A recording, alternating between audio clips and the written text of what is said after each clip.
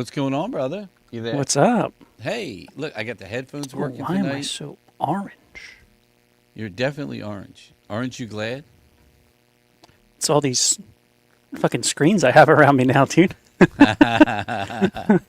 Your fucking airplane landing over there and shit. Hold on, you got your noises back. Hold on a second. What noise?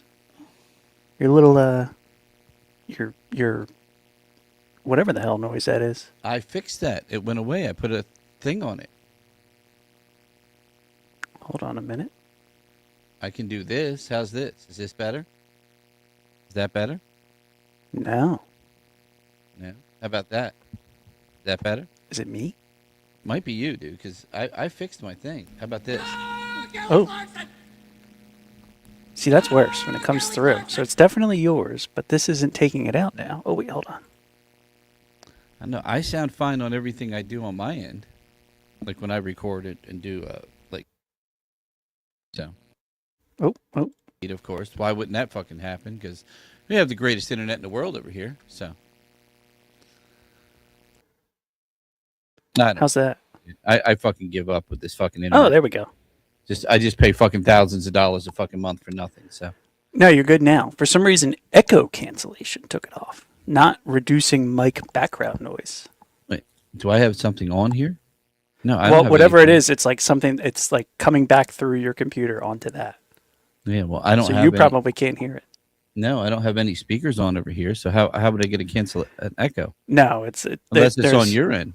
There's a lot of weird stuff that happens, but Well, that's gay. I don't know. I don't hear it anymore, so you're all good. I mean, gay in a good way too. Hold on. I was trying to fix something else real quick. So, well, welcome to the Live at the Landis podcast. What the hell? Presented by I do. What are you doing over there? Oh no, that's what I did. I see. That one is the one that I want. I tried to delete the old one, and I deleted I some always sort forget of other. when I try to go live on the stupid TikTok thing. I got to change it every time. Like what it says, or it says gaming for Arc Raiders or whatever the hell I'm doing. So. Mm-hmm. And if I don't change that, it has that stupid thing on there. So there we go. That's better. I fixed that. So at least anyway. There we go. And I'm less orange now. So Aren't you glad? Yeah. So again, hey everyone, welcome to the Absolute Vodka presents the Live at the Landis podcast.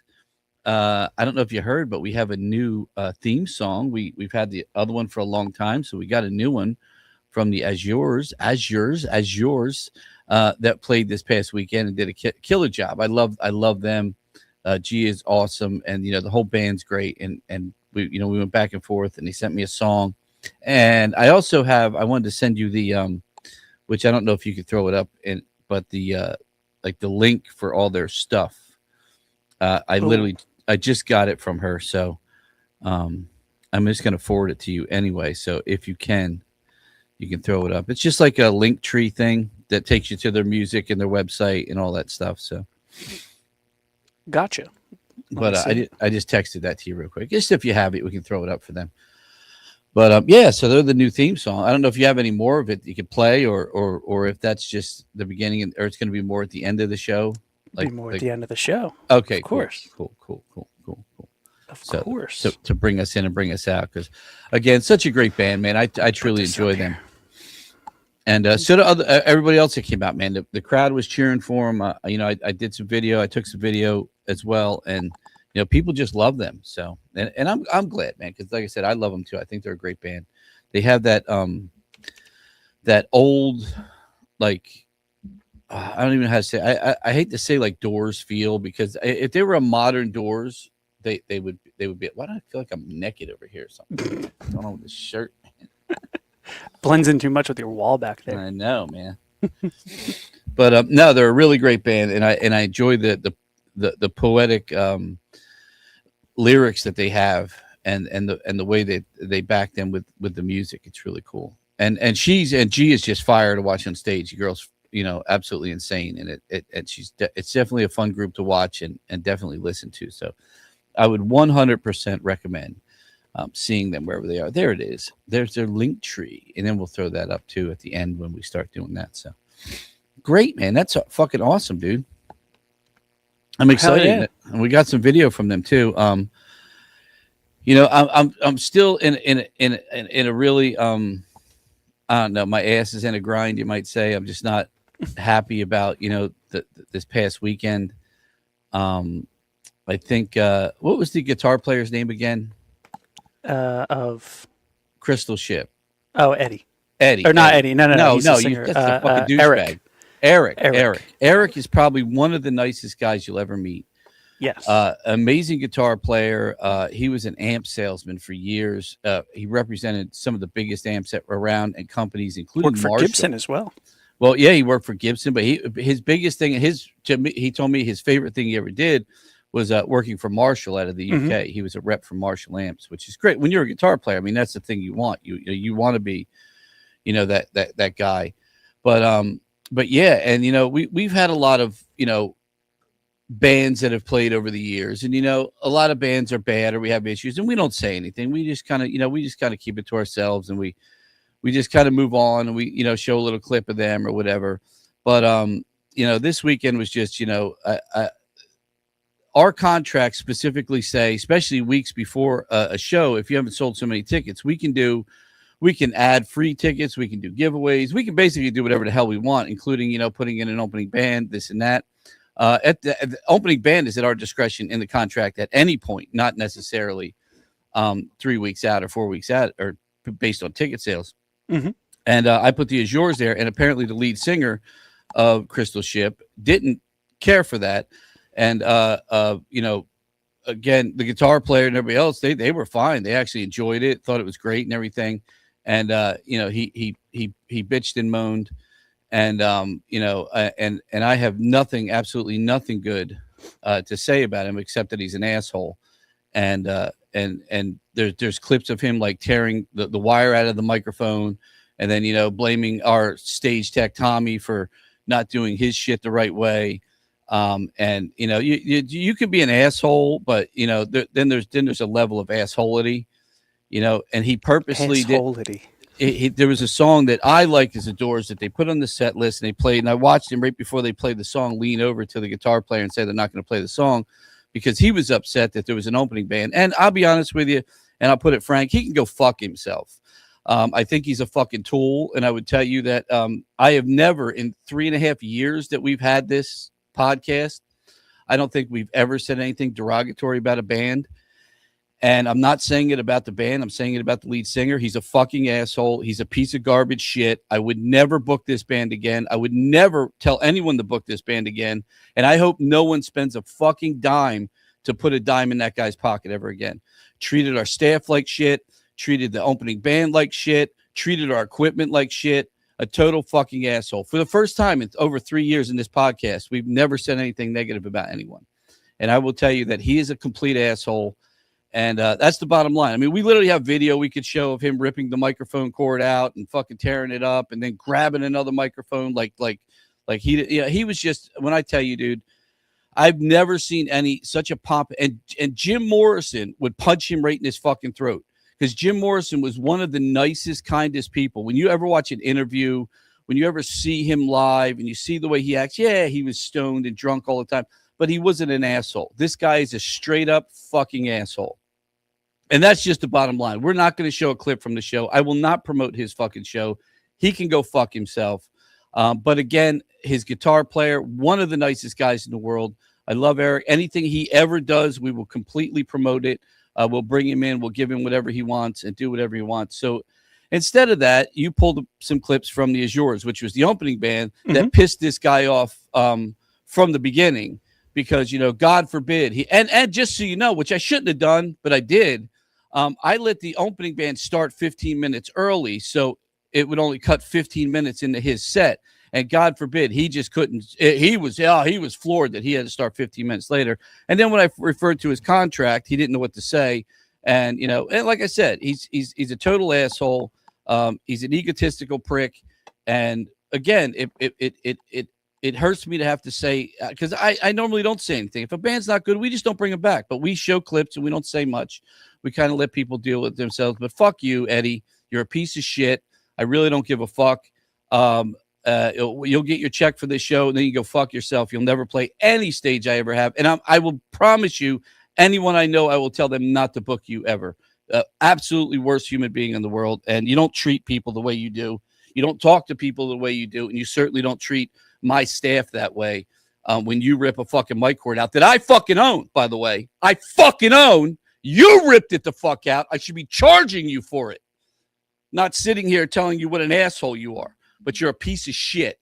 Bottom line, I'm done with it now. That's the end of it. It's the end of my fucking rant. But thank you for the people that did come out. And I apologize, especially to people like Alan, who sat in the front row and gave us the video of the shit the guy was saying. Oh, and by the way, this is the other thing. I'm going to throw one more thing in. At the end of the show, he gives two of our regulars who go to all show. He gives one of them a tambourine and another one a set of maracas. Literally at the end of the show, show's over, goes, and gives it to them, and they leave, and they're like, oh, wow, we got maracas, and they left all happy and shit. Well, this guy's going around looking for these people to get his maracas back and his tambourine, and like, you gave them to them. These ladies left. They were so happy to have them, and then he was all pissed off because, somebody took it. I'm like, why the fuck at the end of a show would you go in the audience? What did you think they were going to sit there while you talk to other people and play the fucking maracas and give them back to you? I mean, I would assume at the end of the show, a guy gives you a guitar pick, or a guy gives you a drumstick, or a guy gives you something that is now belongs to you, and that's like, hey, thanks for coming to the show. Here it is.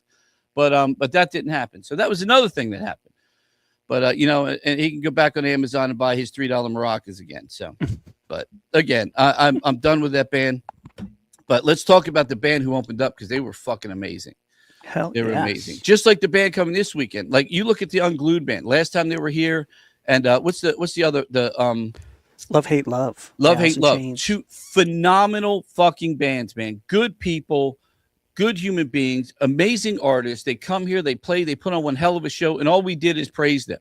And again, I have never, and again, we're over 3 years. I've never said a bad thing on this show about anyone before until right now, because there's a point where you push someone's buttons and you push them too far, and you want to be an asshole. I could be an asshole too. So, and I promise you, I will make sure I spread the word not to book that band like fire, like absolute fucking fire. So it is what it is. So, but anyway, treat our people, especially our stagehands and our equipment, treat it nice. That's all I ask. Don't just treat our staff nice. And look, you're here to do a show. You're here to do something, do it nice. And if you have a problem, take it home with you or whatever, because we have problems sometimes, but we never say anything to anyone ever. And this is the first time, I've ever, like I said anything. And I'm sorry I said it, but fuck him.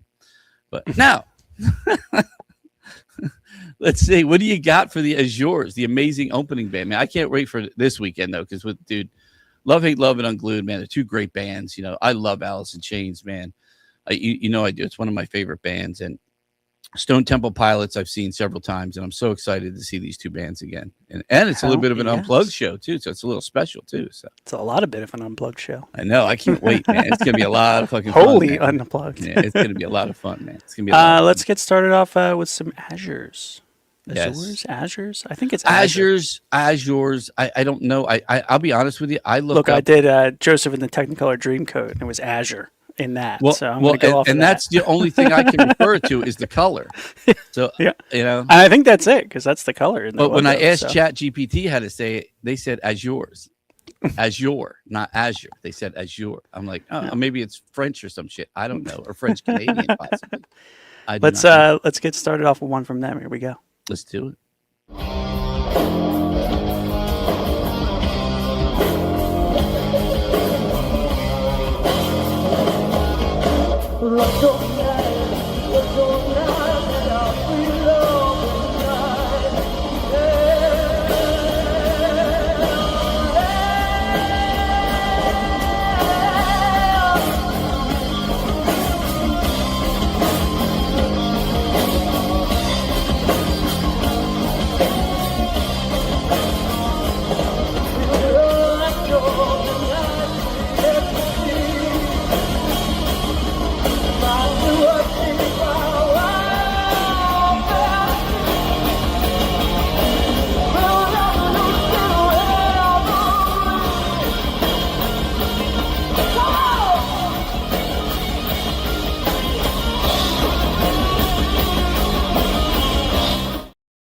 sound a little. Hold on, I got music so fucking loud over here.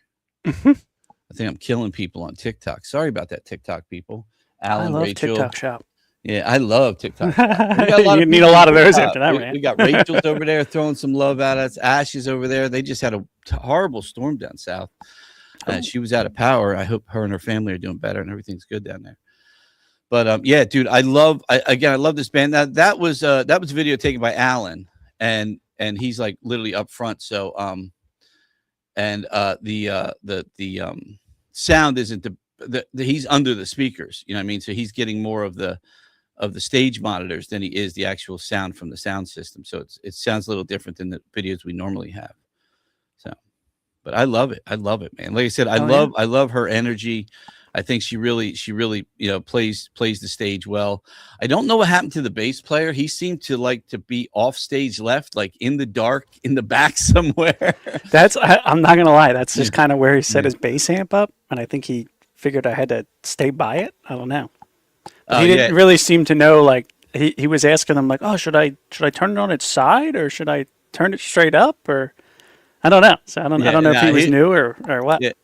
No, he's the same guy. He's been in the band. Is it? That's what I thought. He looked familiar. So yeah. I changed my script too, by the way. He was asking the drummer, like, "Hey, should I turn it like straight up and down, or what?" And then it was getting close, so I just threw a mic in front of it. But it's like, oh, he could have moved it. Well, next time they play, we can put him out back, and he can just run a chord to his amp on stage. That's why we didn't use Ray's video, because if you go back and watch his video, he zoomed in a little bit because there's not as much going on for the openers, and we got like 3/4 of the way through their set, and you went, oh shit. The bass player's not in this at all. I didn't realize he was even there. Like I just sit my camera up on the booth and let it shoot. Yeah. And then I look and I'm like, whoa, this dude's not even there, man. I'm like, oh, he's way over there by Tommy. He's like going through it and was like, oh, whoa, wait a minute. But I don't know if he was shy or what it was, but bless him. Let's see. I've got 2 more from them. I'm going to save the one for the end, but let's go with this one here. All right, go for with it. This one first.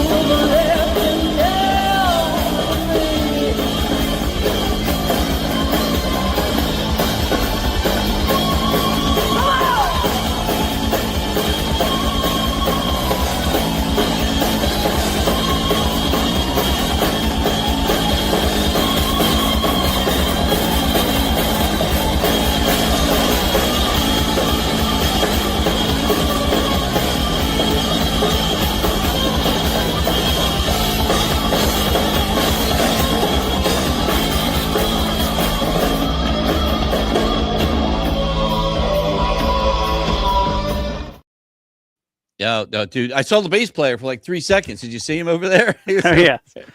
I don't know where Alan got that potato he was taking video with either. But why does the video look so bad? I don't know, because the files are like 6 gigabytes a piece that he sent me.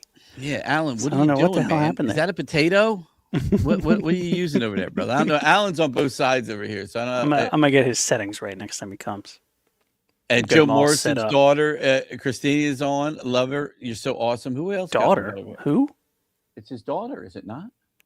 It's his wife. I can't tell. I can't see wife. it. I can't. It's so far Cassidy over there. is his daughter. Cassidy is his daughter. I can't see it. It's way away from me. I got screens everywhere, and that one's way over there, and I can't fucking see what it says. I see John Mendoza's on too. Speaking of another, there you go. I can see. Oh, it is Christine. Okay, I saw it when you put it up. But John's on too, and John's another amazing performer, dude. Amazing group, amazing performer. We love John. Great guy. And we have nothing but great shit to say about. Again, like I said, man, I've never said anything bad about anyone before, but I can't hold back this time. I'm just fucking done with that shit. So. And then my last clip. You asked for more of that song. Oh, yes. Our new theme. So I pulled it. That was one of the songs. Yes. So this is a little King of the Road, which is our new podcast theme song. Yes, we've been using for years since we came on.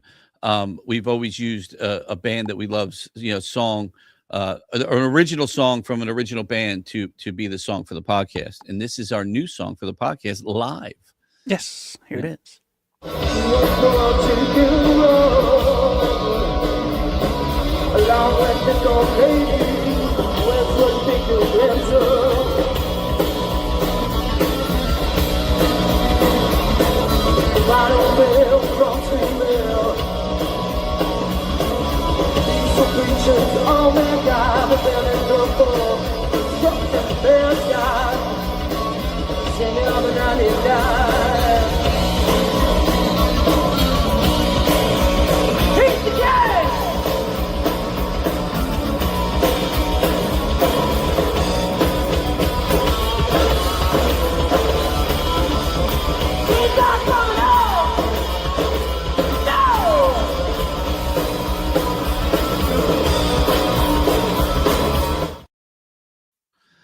So Alan said it looks clear as day on TikTok. It looks really nice.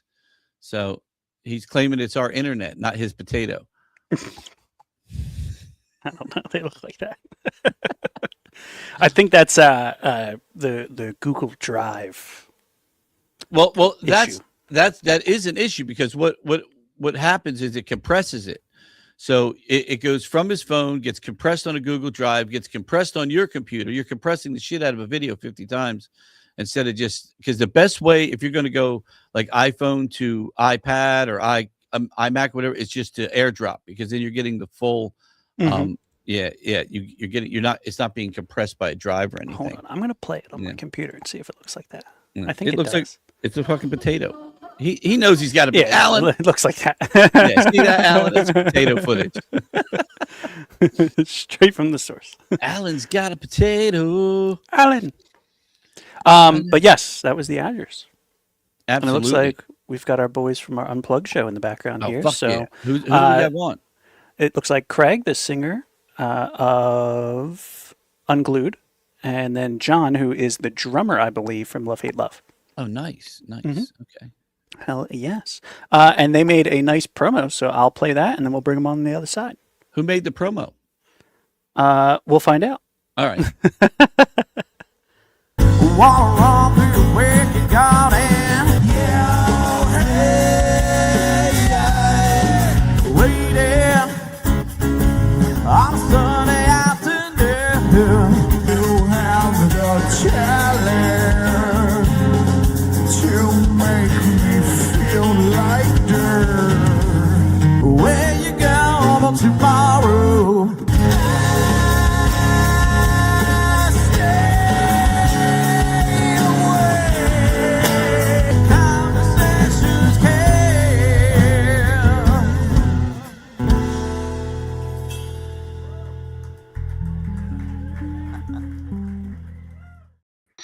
Dude, that was a cool promo. What's going on, gentlemen? How are you?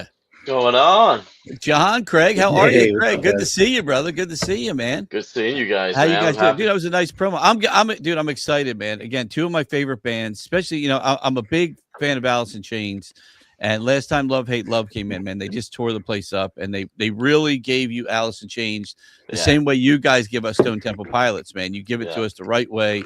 It's enjoyable. The show is great. The bands are tight, and I can't say enough about you guys. And then to come back now, do it again acoustically. Come on, man. That's fucking awesome, dude. You got to be excited, right? It's a different show, man. Totally psyched. Totally psyched. Yeah. Super, super, super pumped. Yeah, what's funny is I get a lot of people that are like, "Well, it's if it's unplugged, they have guitars and microphones." I'm like, "What the fuck are they supposed to do, dude? Just sit there and scream and fucking MTV Unplugged style." I think that's what people need to realize. It's like the old school MTV Unplugged episode. Yeah, or we'll all just go out in the parking lot around a fucking campfire, and you guys can sit on one side and fucking play. And say, It's actually so funny you said that because today someone literally kind of said that word for word. They're like, wait, so how is it unplugged? And that whole what do you mean? Thing, I'm just oh my god. Yes. What do you mean?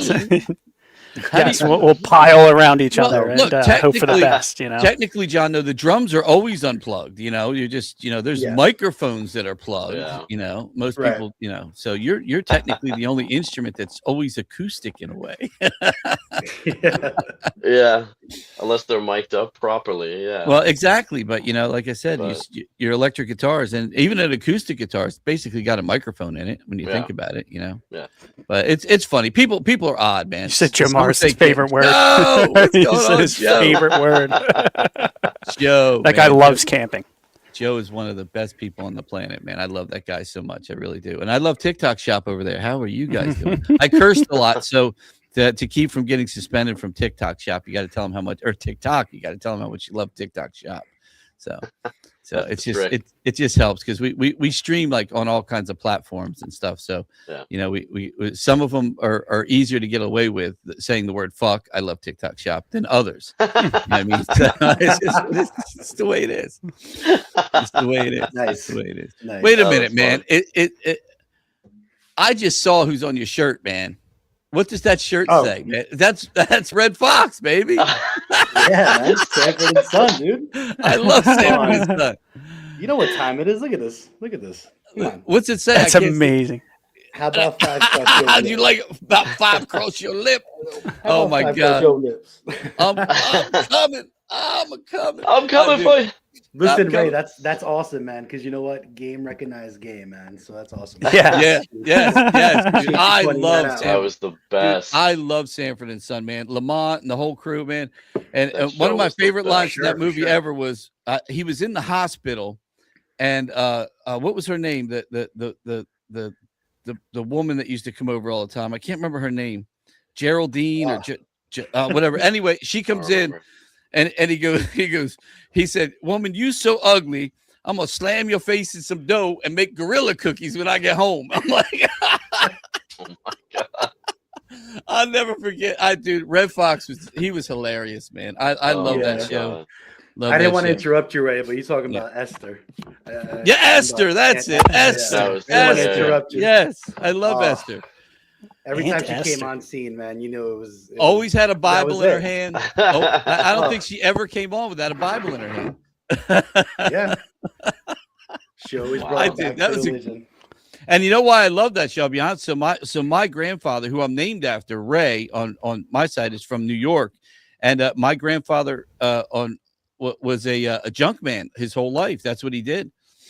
And in New York back in those days, I mean, that's what he had, like not just cars. I mean, junk, just like Sanford and Son. Like, I don't care if it was an old fucking swing set, whatever.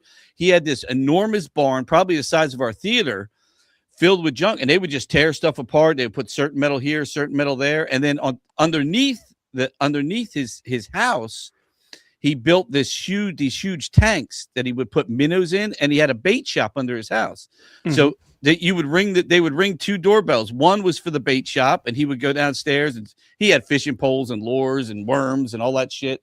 And then, or you would ring the other doorbell, and he would walk across the bridge to the other side of as they call it, the creek, to the other side of the creek to get to the junkyard. So it was, yeah. So that's why we always loved Sanford and Son, because they were the same. Like, the inside of the house looked like my grandfather's house, but just because you know what, they would go to like estates and take stuff, you know what I mean, bring it back and then junk it. Like, it's like the modern eBay or whatever, you know. And they would have flea markets and sell stuff, or you would just come get metal, or they would recycle. But like the best shit always ended up in the house. You know what I mean? Just like Sanford and Son, like the best statues or the best pieces they would put in the house. It was funny. So that's why I love the show so much. Hey, anytime I've rigged something up over here, that's what Tommy refers to me as, a Sanford. You know. All right, Sanford, what are you doing? I love it. So let me ask you guys. So you're getting prepped for the show now. You're not used to normally doing these songs in that acoustic format. You used to like tearing up the stage. So I'll go with you, Craig. How was it like trying to and how many songs are in the set? I think we're doing about 10 songs or something like that. I think I can't remember the exact number. We did one Unplugged show last year with Love Hate Love, and it was so good. It was so much fun, and it really was. That was the first time we had done it, and taking everything that we're used to doing in a big rock show and stripping it all down and doing it the way they all did it, at these MTV Unplugged shows. Yeah, it's so different, but it's so much fun.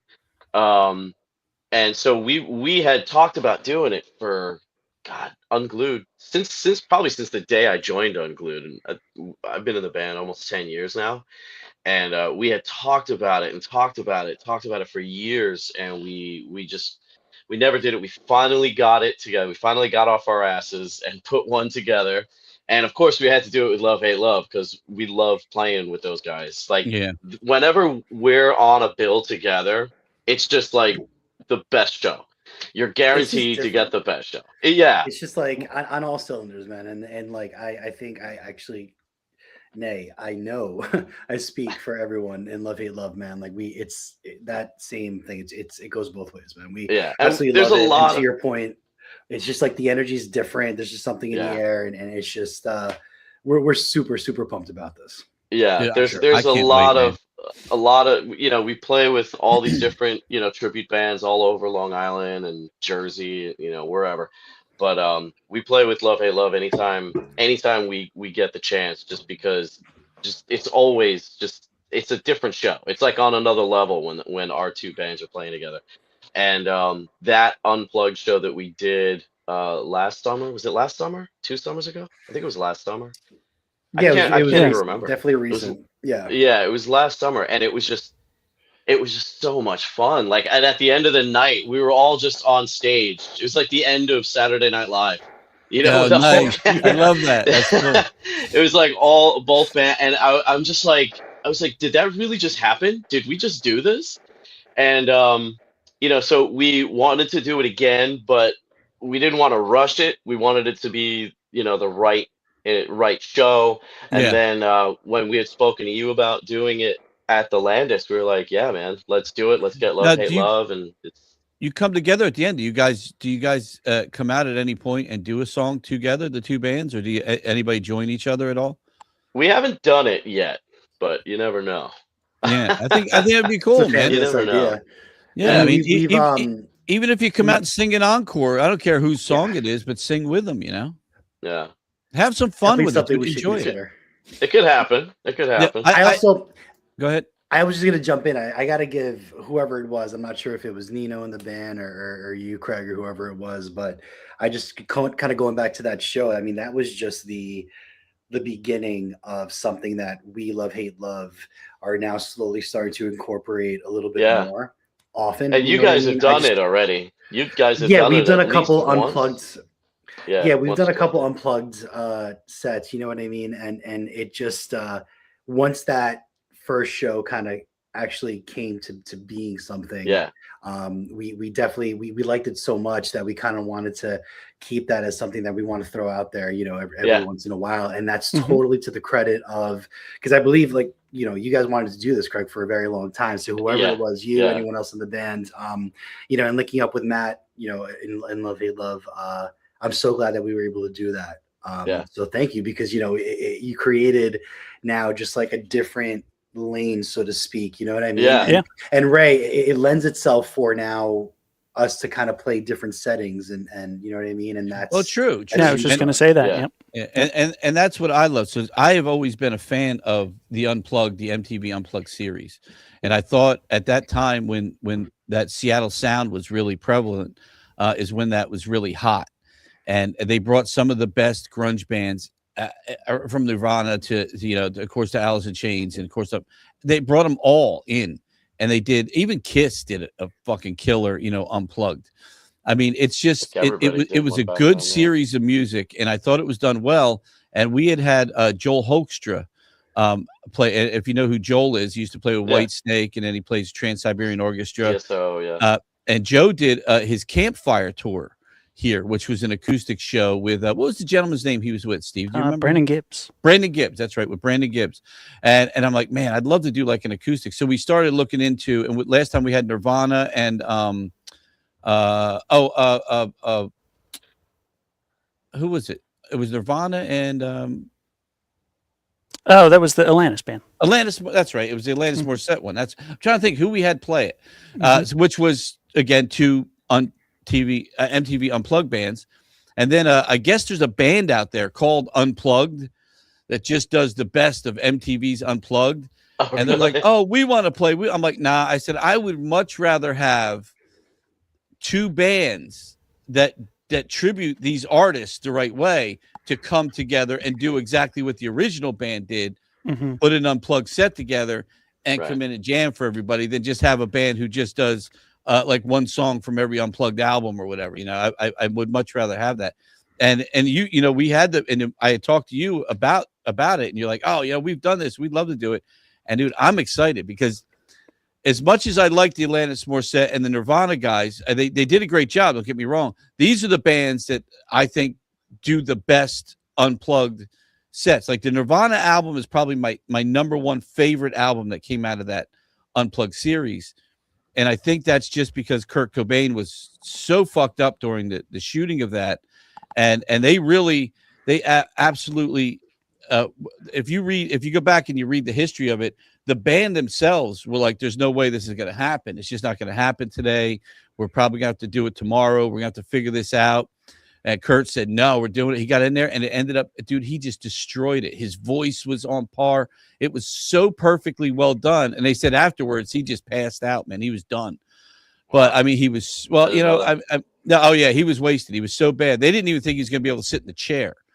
Wow. And it ended up being one of the better albums that were recorded. So that's kind of the common denominator though with that whole series though. First of all, I was going to say before, that band that's doing like all the artists that have done it, that's like, I mean, that's dope. I mean, that catalog that is it was actually, you know what I mean? Like that catalog. Well, yeah, but that's basically a cover band. You're just a cover band doing acoustic, you know. And so to me, that's not as exciting as watching, you know, Love Hate Love do a full acoustic set when you guys are usually out doing it live, you know, just like Alice in Chains did. So right, but like I was saying before, man, like I mean, even like for us, like the Alice in Chains set, I mean, you guys know very well. I mean, you just look at Lane, you know what I mean? He was definitely going through it himself, so that seems to be. I remember that one. Yeah. Well, yeah, it was definitely an outlet. So to, I mean, well, you know, you had Lane, you had Chris Cornell, and you had a lot of guys, you know, that we lost from there, including Kurt Cobain. I don't think Kurt Cobain shot himself, but I'll fight that till the day. Yeah, we're big Courtney Love truthers over here. That's look, man. I don't know if you know a lot about me. I'm a U.S. Army. What do you guys think about this? Army veteran, a U.S. Army Ranger, and I've been around a lot of weapons in my life, and I can tell you right now, there's absolutely no way he pulled that. It's impossible. I have seen that model of shotgun in person. Impossible. In person. And that from the barrel end to the trigger is a very long ways down. Put it that way. And very questionable suicide. Let's say. Yeah, you are not doing that on your own. Yeah, not doing that on your own. I don't believe that one, but we lost. You know, of course, Lane. You know, who was another amazing artist with an amazing voice. And you know, people will tell you from that era between him and Chris Cornell, nobody sang like either of them. You know, they both had a unique voice, but they both also had a range and an ability that was, dude, I don't know what the fuck was going on in the water in Seattle at that time. But, dude, everyone was drinking it, man. And it was in the rain.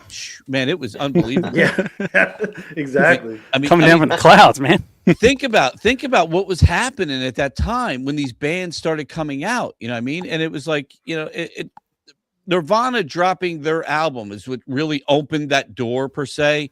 But these guys were already playing. They were already great. They were already doing good, you know. And then that movie Singles came out, and then, you know, all of a sudden now the grunge movement's making a move around. And I'm glad it did what it did, because it just became one of those little eras of music that I love, and I love people like you guys who are performing it the right fucking way.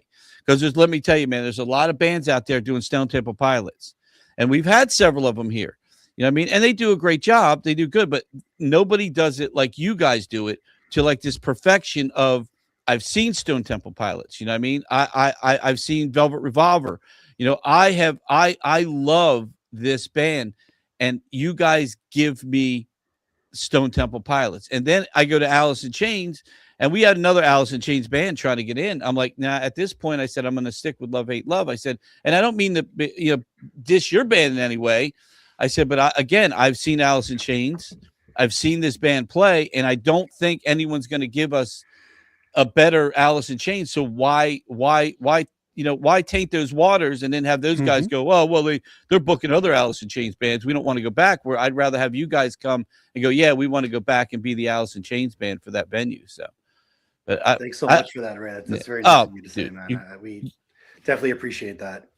You are, man. And like I said, and we really do. We praise the good bands on here and the people. And I don't know if you saw my rant earlier, but we had a bad show this weekend. The first time in 3 years I've ever said anything bad about someone.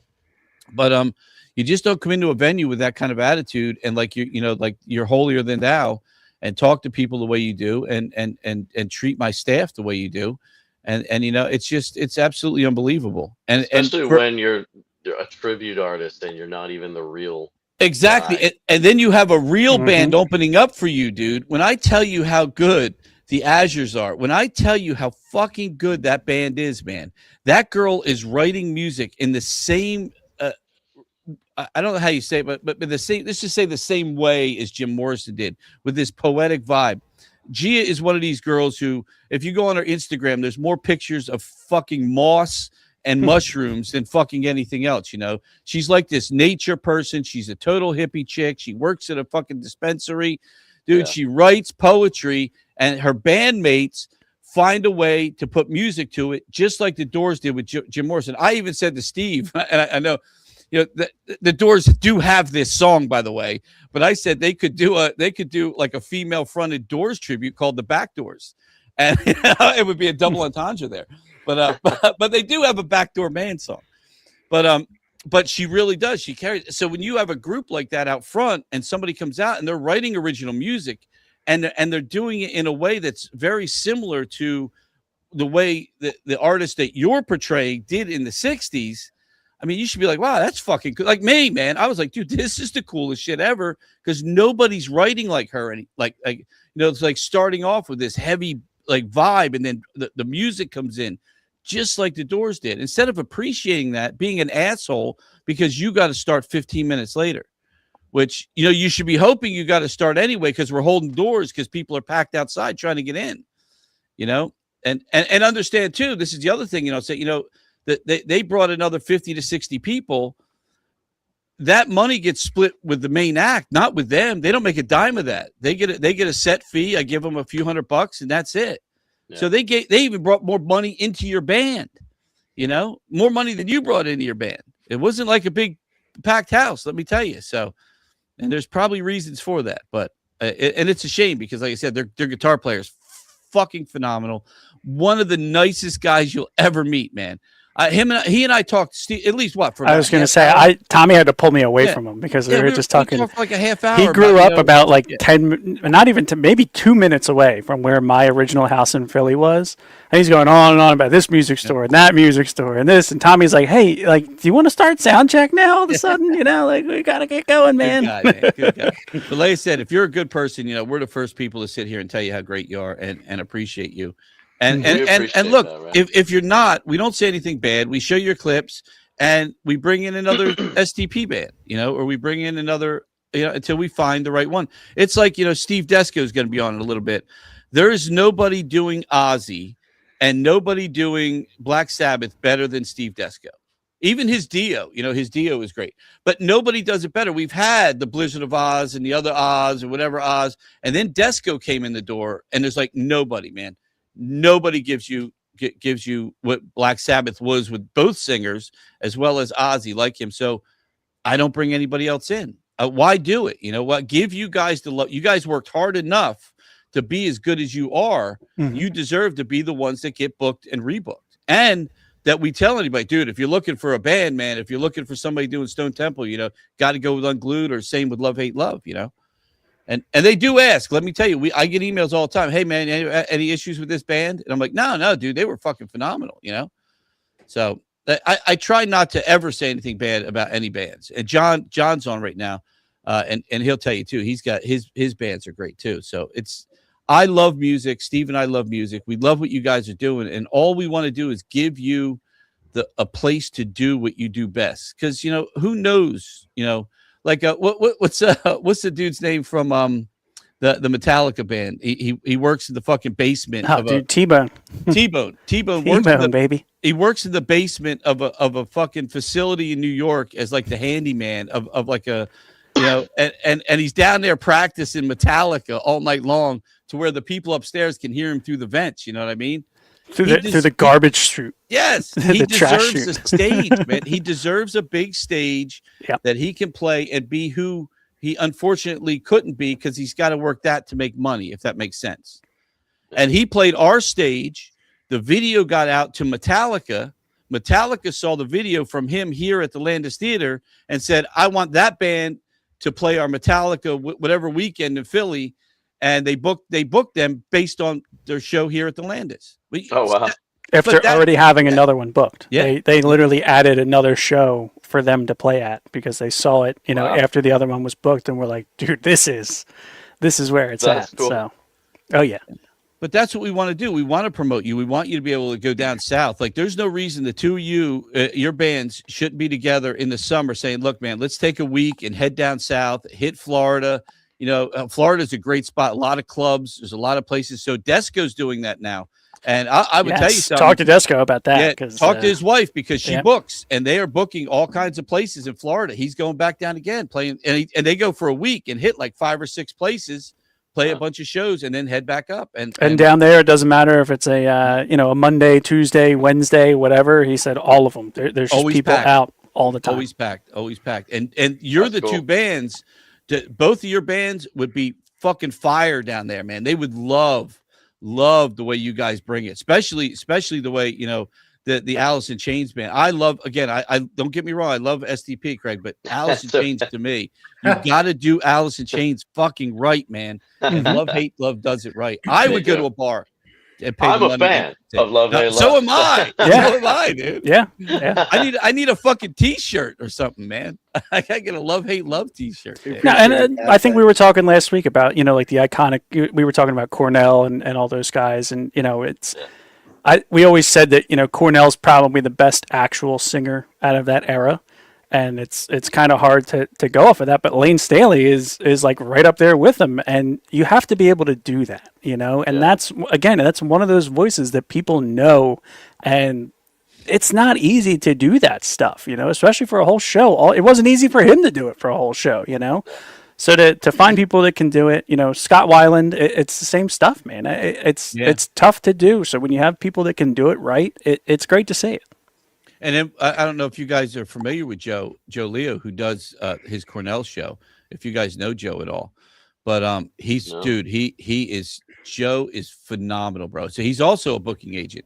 He books a lot of the bands that come here. The best bands, some of the best bands we have. He's out of Long Island, and dude, he is fucking his Cornell show is top notch. And what I love about him is he said, dude, if I couldn't do it right and do Cornell justice, I wouldn't do it.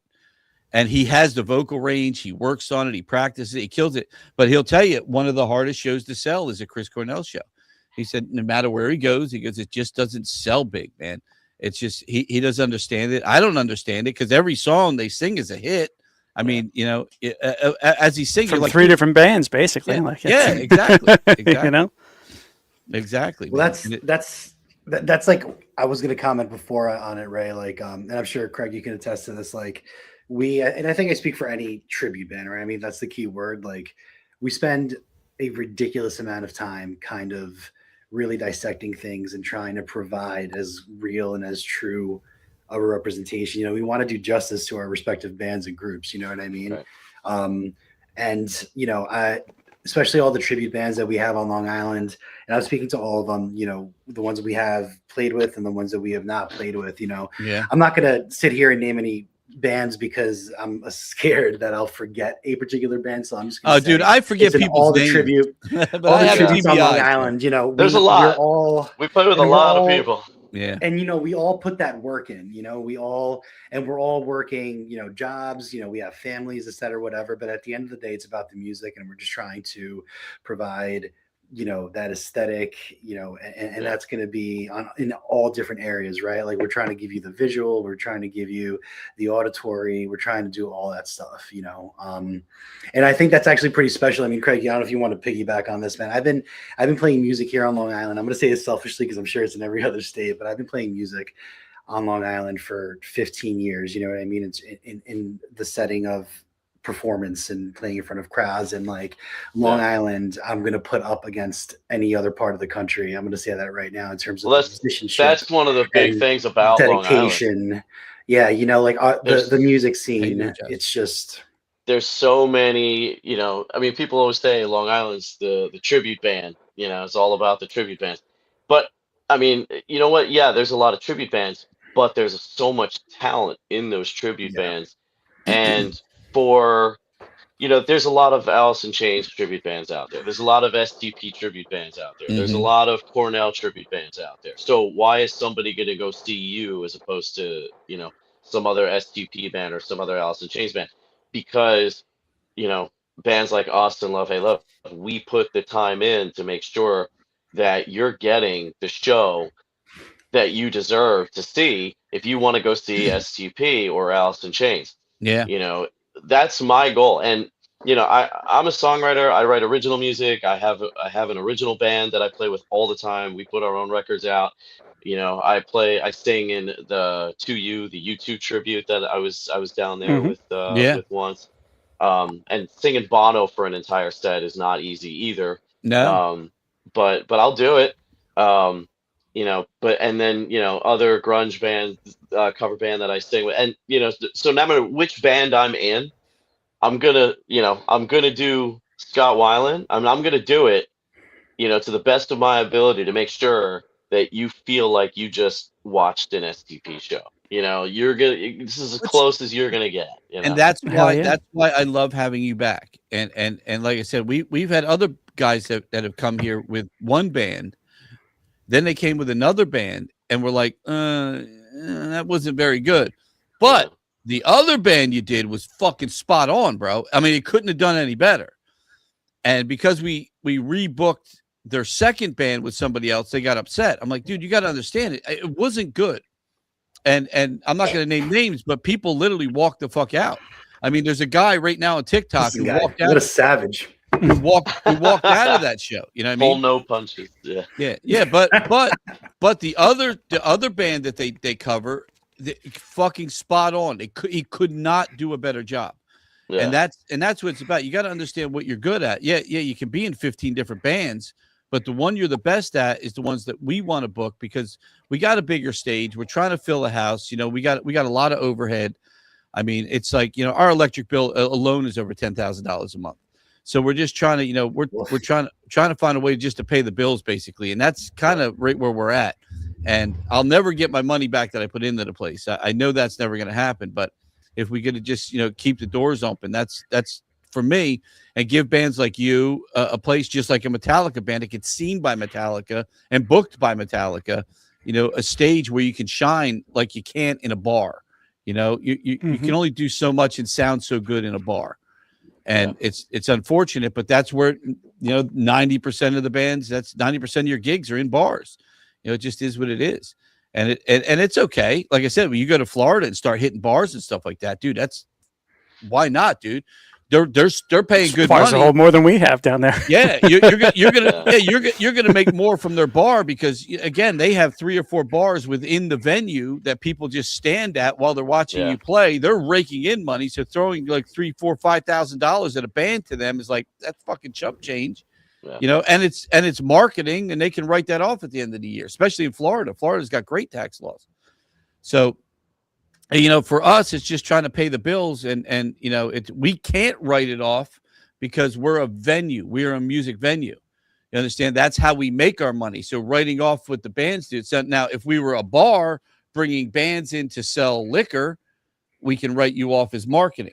But we can't write that off. So we have what we try to write off is, the expenses of electric for the lights and a percentage of that and stuff like that. So it's a tough business, man. It's a tough world to even have, a business in anymore nowadays. It's really tough. But all I ever wanted for this place was to have guys like you guys come here and do what you do best. And Scott Weiland is not easy to do, Craig. You know that, man. Yeah, again, I love. I said, I told you about my Velvet Revolver story before. I love Velvet Revolver. When I saw that, Scott Weiland's little super group there. It was probably one of my favorite shows of all time. And I love those 2 records. Oh, dude, it's such a good show too, man. I will never forget. Everybody has sets and everybody has lights and all this. And dude, they dropped that curtain and it was just this big fucking backdrop that said rock and fucking roll. And I'm like, this is going to be one of the best shows I've ever seen. It doesn't have the band name back there. It doesn't say Velvet Revolver anywhere. It just says rock and fucking roll on the back. I love it. I love TikTok Shop, by the way. I love it.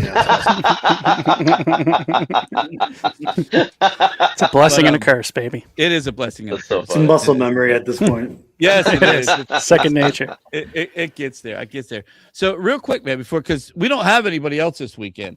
It's just you guys. You're a big show. So, all of our promotions and everything are getting pushed towards you guys. So I want to ask you, if you can, we'll just start with John. Give us a little, so the people that are watching, we got a bunch of people over here watching on YouTube. We got a whole crap load of people over here on TikTok. Give us a little history of what got you into. Craig apparently loves you, man. No, wait, what's his name? No, this guy. Craig and John on the same platform. Worlds are colliding. Oh my goodness. Espinata, who is this? Shout out to my brother from another mother. That is Jason Crawford. Oh, okay. Oh, wow. Yes, sir. I saw Jay, I think it was at the Mercury Lounge last summer, and I hadn't seen him in years. That's Jay. Oh, man. Memories. We go back a long time. Jay's great, man. Oh, great dude. Listen, talking about that, like what we were saying a few minutes ago about just like the Long Island scene, whether it was doing tribute bands, cover bands, whatever it was, a top 40 here, or Warped Tour there, or original music, a hardcore scene, a metal scene, whatever, man. It's just like, Craig, Long Island's just a little over 100 miles long. You know what I mean? So the frequency in which you bump into people from the past, or you know what I mean? In my cases, like I said, I've been doing this for 15 years. You meet someone that 5-10 years later, you're next thing you know, you're like in a band with them. It's like you always come across people that know people that and it's just like So I actually saw that comment that Jay put in the comment section about us being here. Funny. Wait, so Craig, Jay and I, back when I was younger, I was involved in the hardcore scene on Long Island. So Jay and I were playing in bands that, were in that scene. So he and I, we crossed paths for the first time in early 2000s. And I'm going to take this opportunity to just shout out any musician, past, present, from Long Island that I've had the pleasure of creating music with, this, that, or whatever. We're talking about it right now, but everyone else, shout out to everyone. But that was my story with Jay. So we go back to like the early 2000s. Craig, what about you? How do you know this guy? It was no big story. Like, we didn't play in a band together or anything like that, but he was the drummer, I think, in a band with some friends, and my brother, who is also a drummer. My brother and I played in bands together from high school, from like the late 90s. And I think it was like the band that we were in, that we started in high school. We just had this whole circle of friends between my brother's younger than me. He was a freshman in high school when I was a senior. So I had like my group of friends and he had his group of friends. And every now and then, like we would play shows and our friends would kind of like commingle. And I don't remember how I met Jay, but at some point he was just there. And like all of a sudden he was just there all the time. Like I didn't know him. That's how it then goes. I knew him. Yeah, everybody has guys like that. It was just he was a friend of a friend of a friend, and then he knew my brother, and then we became friends, and then I didn't see him again for a long time, and then last summer, my original band, we did a record release show at Mercury Lounge in the city, and it's crazy. There's a couple hundred people in this place, and we're all like, and I'm walking from the back room to the front, and I hear Craig, and I'm like, holy shit, it's Jay. Like I hadn't seen him in years. And it was like we talked for like a second and then I think he had to leave or something. So yeah, it was like That was so random. So all of us, even Steve, you know, Steve was in bands. We're all musicians. You know, my first band was called Gutter Junk. I was in the punk, the late '80s punk scene. So we were really into the, you know, we started as a cover band playing like the Circle Jerks and, you know, Flipper and bands like that. And then, you know, I got into a band called The Agents. We recorded a record.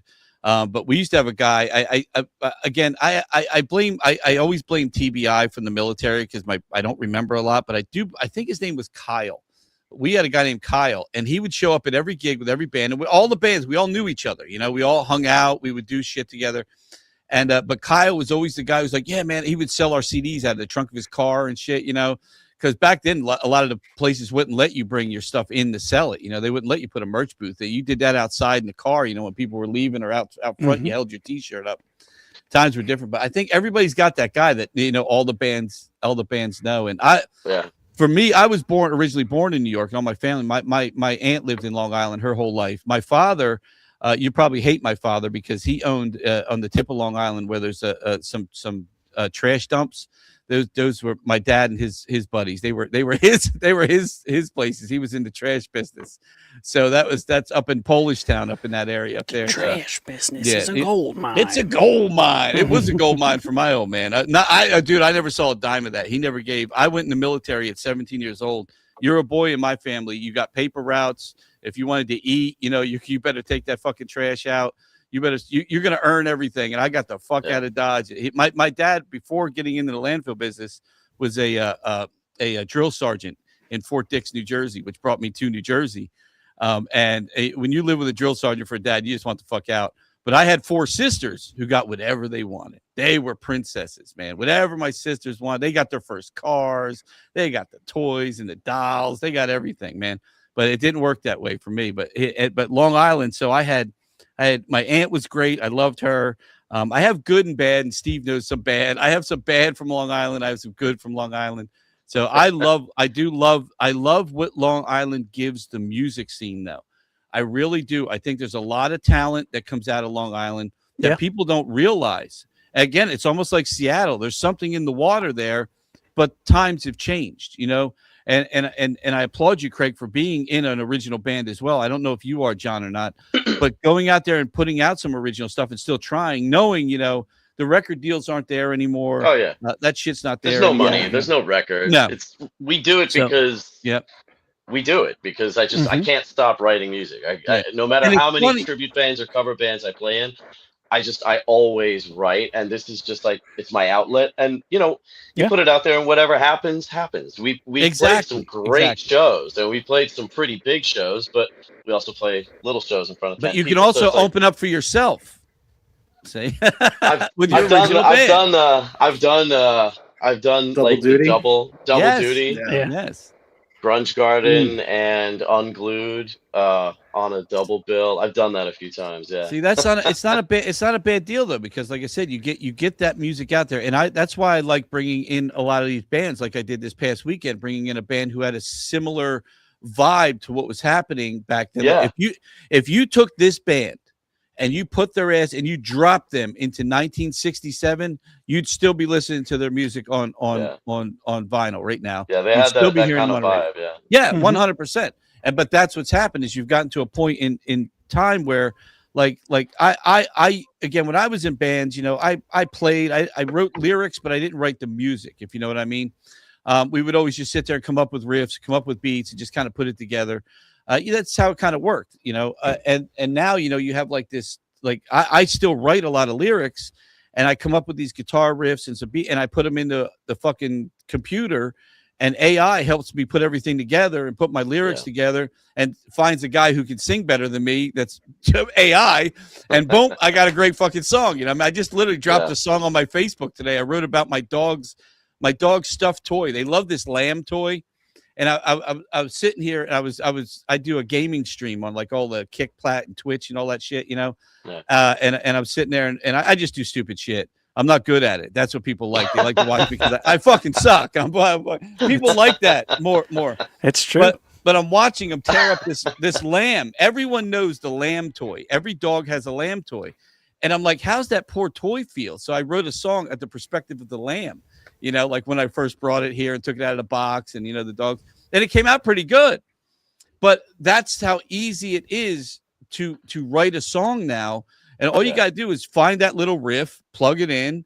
It adds to it, subtracts. You can play around with it. You can add some notes. You can change the chords. You can change pitch until the AI finds what you want, and then it'll stitch it together with you. You give it all your lyrics. You can go through different singers and find out the voice that you want. You can tweak the voice. You can make it a little more raspy, and it's incredible. But what it's done is as fun as it is, it's destroyed the music business even more than Napster did. I mean, now fuck it. You could just anybody, a goat can fucking write a song now. About that guy that used AI to just write a whole bunch of songs, and then he just he botted them all. Yep. He made all this money from Spotify. Yep. Well, we were talking about it not too long ago. I think crazy. The mistake he made though is by using a bot to listen to the music. Yeah.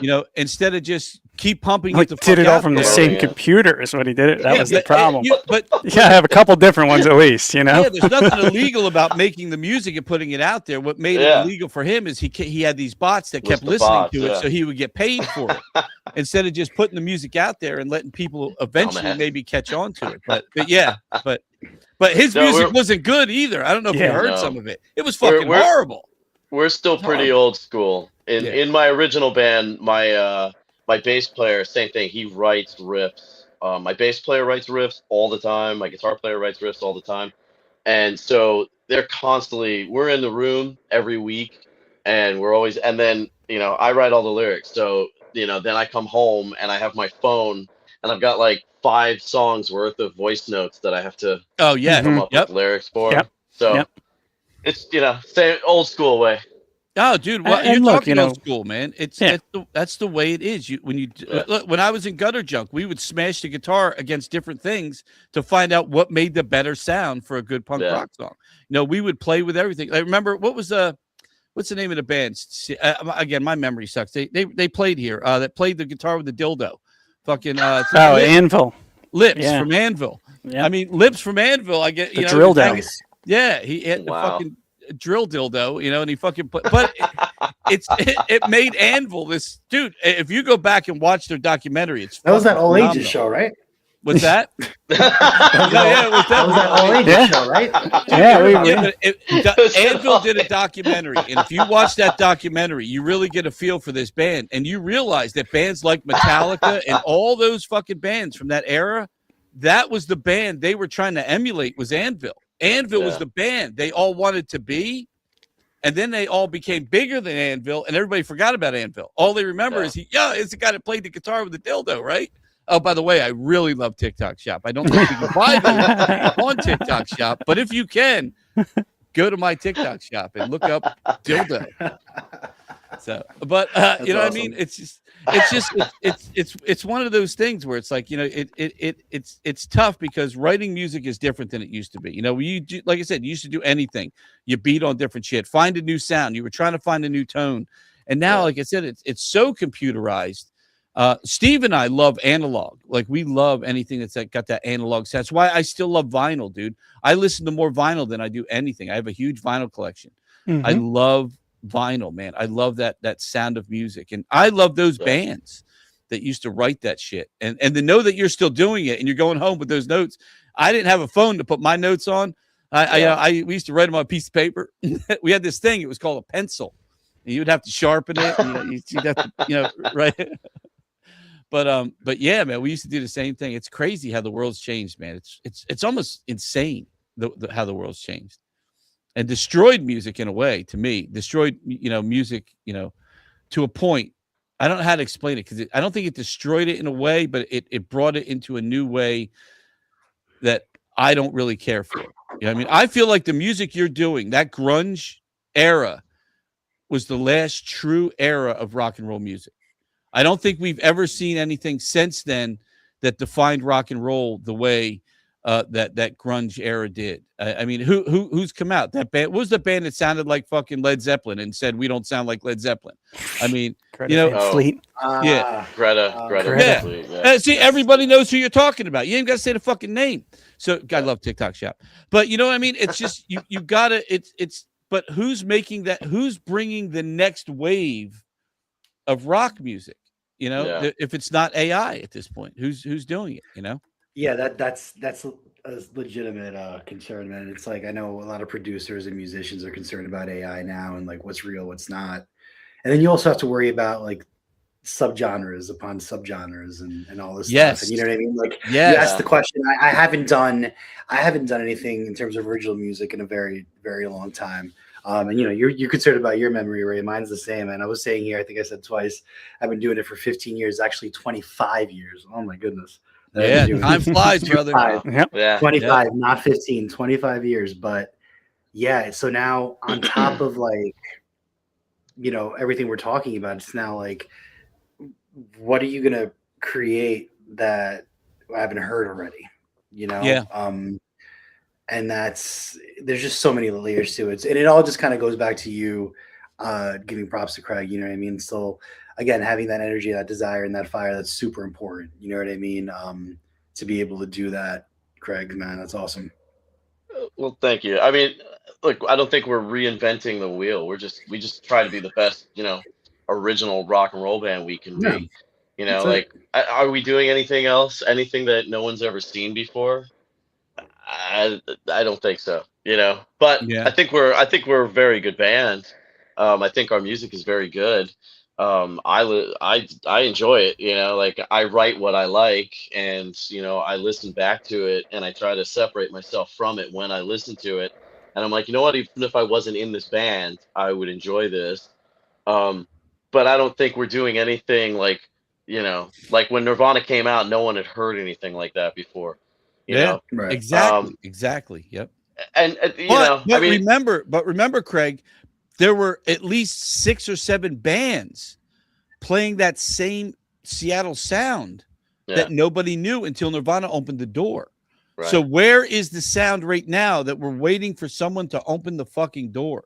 Yeah. You know, what is that sound that we're just not hearing because we're so inundated with shit? Dude, I was in the film and TV business. Like after I got out of the military, that's kind of where I stayed, in that film and TV, back and forth. And, you know, I owned a business, did it, but I was always involved in film and TV. And I'll never forget, a camera came out called the Red Cam, right? And it changed, everything went digital. And then the iPhone came out, and then the next iPhone, and the next iPhone. And now everybody thinks they're a fucking filmmaker. There's so much content on television. You go back and look at when Sanford and Son was on. You had 3 channels. You chose what you wanted. Who wanted the best? Right now, if you put a Sanford and Son on TV, 90% of the population would never see it because there's so much shit that's thrown at, and music's the same way. Until somebody like Nirvana opens that door and you're like, oh, I haven't heard that before. Yeah. But it's usually a rock and roll sound. Like it's definitely that rock sound, because that's what people are always looking for. They're looking for that next, you know, and that's why I love this as your band, because here's a girl, like I said, she's reading philosophy and Nietzsche and shit like that, hanging out with fucking mushrooms, and she's writing poetry and putting it into music. She's not trying to write a song for anybody but herself. Right. And I think that's what, you know, a lot of the artists back in the day did, like Pink Floyd's and Led Zeppelin's and, you know, and the Doors and the Who and all that. They weren't writing, you know, especially look at Queen. Most people are like, you guys fucking suck. You're not putting out an album called Night at the Opera, for God's sake. We're not going to back that. But they're like, well, this is what we do, you know, and nobody's doing that right now. We got to get you listening to some gent. Well, there's, yeah. Oh man, Steve, we got to hang out. No, but Ray, you know what it is? Like, it's about having an outlet, and there's so many variables that I think need to happen. You know what I mean? Like, I think what the issue is that we need like a movement. You know what I mean? We need something to have a direction to go in. You know what I mean? Like, you want to talk about punk, right? That was a movement. That was in the 70s. That was a politically charged, you know, a subculture of people that, you know, was fast paced and confrontational, and it was a subculture, you know what I mean? Yeah. Grunge, on the other hand, you know, what would I say, punk 70s, you go to the grunge movement, and now it's not as politically charged so much, but it was darker, right? It was more personal, deeper, more angst. You know, it was becoming more apparent, people that were suffering through certain this, you know, this, that, or whatever, addictions, depression, you know, things like that. So, you know, it's the combination of having like the subculture with a theme, with an aesthetic, then, you know, the fashion coming in, you know what I mean? Like it has to be a combination of all these things. Of all these things, you know what I mean?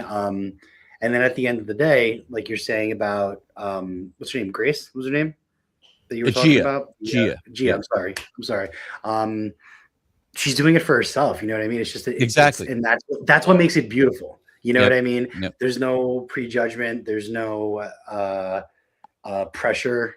You know what I mean? And I think that's when you really get to see the art. You know what I mean? I'm doing this because this is what I believe in. This is what I feel. This is my passion. And I want to release that. Craig's doing it on both a creative level, you know, creative platform, but he's also doing it in a tribute type of realm. You know what I mean? I'm currently doing it in a tribute type of realm. And that's how we as musicians do it. You know what I mean? We invest so much time, so much money in these things. And it's like, we have those that can cover, be a part of a tribute, and also create.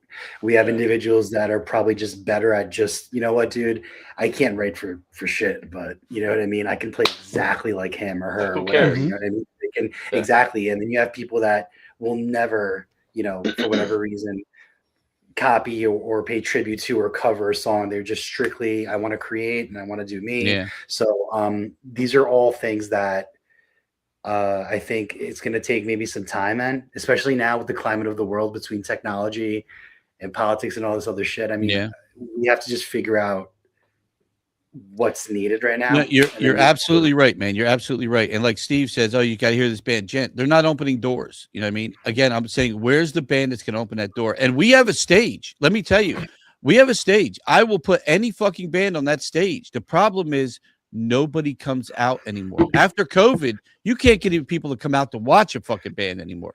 You know what I mean? And then when Netflix and chill has become the new, the inside has become the world for everyone now. Everything they need's there. All their TV, all their music, all their food gets delivered. You don't even have to go to a fucking grocery store anymore. You know, it's the world has changed to me in a horrible fucking way. I mean, it's just like, you know, you don't even have like your weed dealer that comes over anymore. You just go to a fucking store and buy it. You know, it's like what you know, where is, you know, Pineapple Express doesn't happen now. You know, nobody shows up and you're like, yo, dude, you know, it just doesn't work.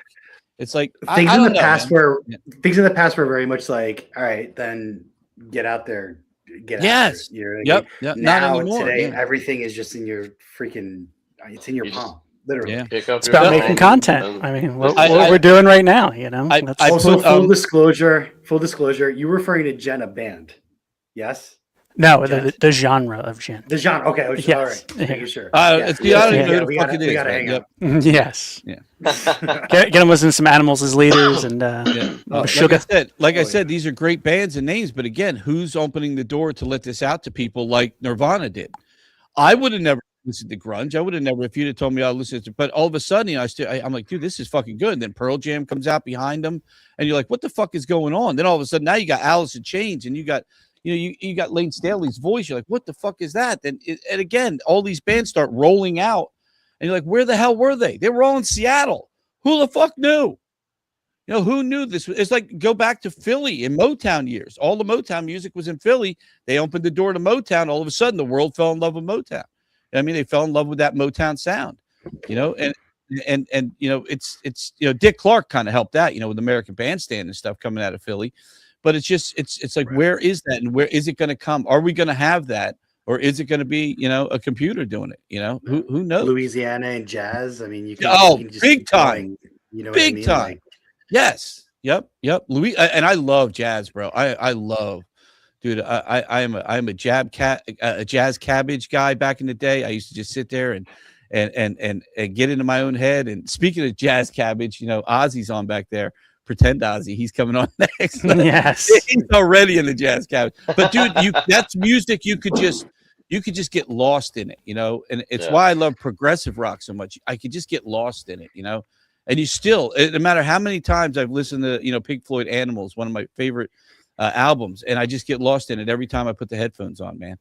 And that's because there's layers. Yes, there's so many layers, and like, and beauty. I don't know about you guys, but especially with progressive music, like every once in a while you'd be like, shit, wait, that note or that syncopation or with that, you know, this, that, like, wait, you know, you hear something that you hadn't noticed before, or you know, what I mean? Or you've heard it 1,000 times, but it's the same. It makes you feel the same. You know what I mean? Like.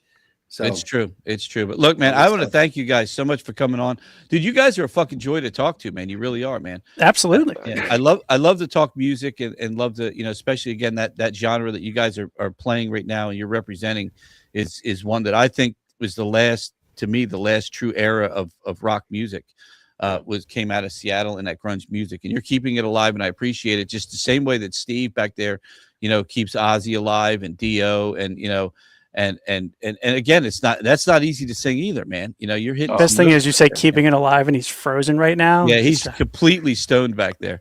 The way that he was frozen was perfect, as you were saying, keeping it alive. So he just looked like he was dead in his chair. He's probably got a gummy that's been sitting in his belly all day, slowly deteriorating, slowly digesting. Perfect. But look, John, Craig, man, I really like you guys. I think you're amazing people. I think you're great musicians. I love what you do. I'm glad that you've chosen to do it here and to come back and do it in this way, in an unplugged way. I really want to push. So, and remember, anything that you guys are posting, make sure you tag us so we can repost that throughout the week, because a lot of sales now too, just so you understand, sales for shows have come down to the week of the night of sales. That's when we see, you know, everything kind of go up now. People, I don't know if they're afraid to buy a ticket because the show might not go on, you know. Who knows if COVID's around the corner or what the deal is. Or they're like, oh, man, you know, you know, there's no more, you know, fucking super guy on this week. I saw all the episodes on Hulu. Let's go to a show, you know. I don't fucking know. But we get a lot of at-the-door sales. So I really want to push this. So make sure you tag us, because you have the people that love music. Like, we have 20, 30,000 followers on Facebook, but I tell everybody, some of them like ABBA, you know, some of them like, you know, whatever, you know, they don't necessarily like the grunge scene. So we can hit the ones that do, but you really have the people that do. So give us that, let us share it and get it out there and really push it. So awesome. It's great. Thank you so much, guys. I mean, thank you for the opportunity. Yeah, man. Thanks for having us back. Thank you. Yeah. Fuck yeah. Steve, Steve, see you guys soon. Steve's going to run that promo one time. If you want to put the card up real quick so we can just tell everybody about this show. It is this Saturday, March 14th. Tickets are, what are they, $25.35. Remember, you're all in on that price, too. There is no additional taxes and fees. It's all in the price of the ticket. Show starts at 8. Doors open at 7. It's Unglued, an amazing, absolutely fucking incredible STP tribute. I love them so much. Craig just fucking kills it up front, man. Love, Hate, Love, the Alice in Chains tribute band. Yeah, John, what's your singer's name again? Matt. Oh, dude, he fucking brings it too, man. I mean, he's the best, man. He's phenomenal. He's the best. He's phenomenal. He's the best Lane you're ever gonna find. There's no doubt. There's no doubt, man. The guy really delivers. So, and it's unplugged, man. You're getting to see these bands in another way. Yeah, we got guys on TikTok over here going free parking. Don't forget to tell them free parking. We got free parking. You know what I mean? We got reasonable drinks at the bar. You know, we're not like $30. No, yeah, free parking. Don't say free when I'm talking about drinks. There it is. Fee free. Oh, fee free. Fee free. Oh, Lord. Fee free. Fee free. That's a new word we can use. Fee free. Fee free. Awesome. All right, gentlemen. Thank you again, man. Look, safe travels getting down from Long Island, man. You know how it is. It's a pain in the ass, some of those bridges and some of that traffic, but get here safe. Yeah. And we look forward to seeing you guys this Saturday, 14th, man. All right, guys. Thank Absolutely. you. See you later. There's all kinds of people over here talking. People saying they can't wait to play with you. Can't wait to see you. So it's great, man. I can't wait. Can't wait. Awesome. Take care, guys. Right, Have a great night, man. Thank you. God bless. wicked garden. Yeah, hey, yeah. Waiting on Sunday afternoon. You have the challenge to make me feel like dirt. Where you go tomorrow? Stay away. Conversations can.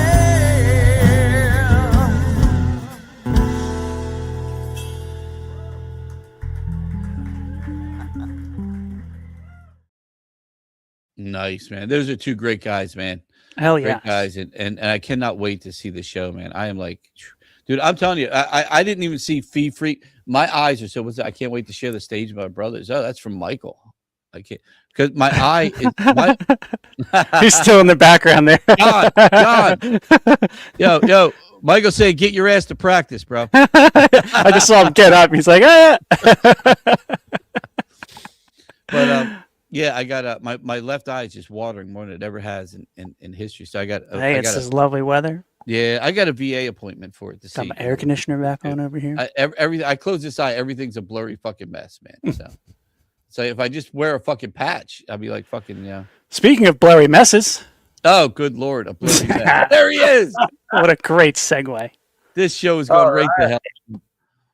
Who you calling segue? What's going on, brother? Hey, man. Good to Don't see call you. me That was a good Shirley. interview. I was watching James Bond. Never Say Never Again. I love that movie, dude. Yeah, I'm amazed how you keep that toupee on that during that fight scene. Jesus Christ. I know. I'm one of those guys though. Everybody hates the songs that, my two favorite were again. I was young with James Bond. Right. I love them all now, but like Moonraker was probably one of my favorites, as well as Thunderball. You know, because they were like has most of them on. I've been just watching them, and I've been like having my cat sit on my lap and then booking gigs because I feel when I have Gypsy sitting on my lap, I could take over the world like Spectre. I feel great. $1 million. It's been working really well. Donald Pleasance with his wonky eye. Good shit. Nice. Man. No, I do. I have the whole James Bond collection, man. I love it, man. I love it. I'm gonna make a show announcement about our show on October. Listen to me. How stoned am I? March 21st, Grand Funk Revival and Sabbath Superstars. And if anyone was at the Amish Outlaws, I'm gonna bring Boats and Hose and unleash that little beast on the world in the middle again. You're bringing Jake? I love that kid. What's his name do again? I, dude. Jake Lapp. Jake Lapp. Wait, you're gonna bring him and you haven't even talked to the kid yet? I'm set up, man. He's just gonna go to his house and take him hostage. Dude, you're coming with me, kid.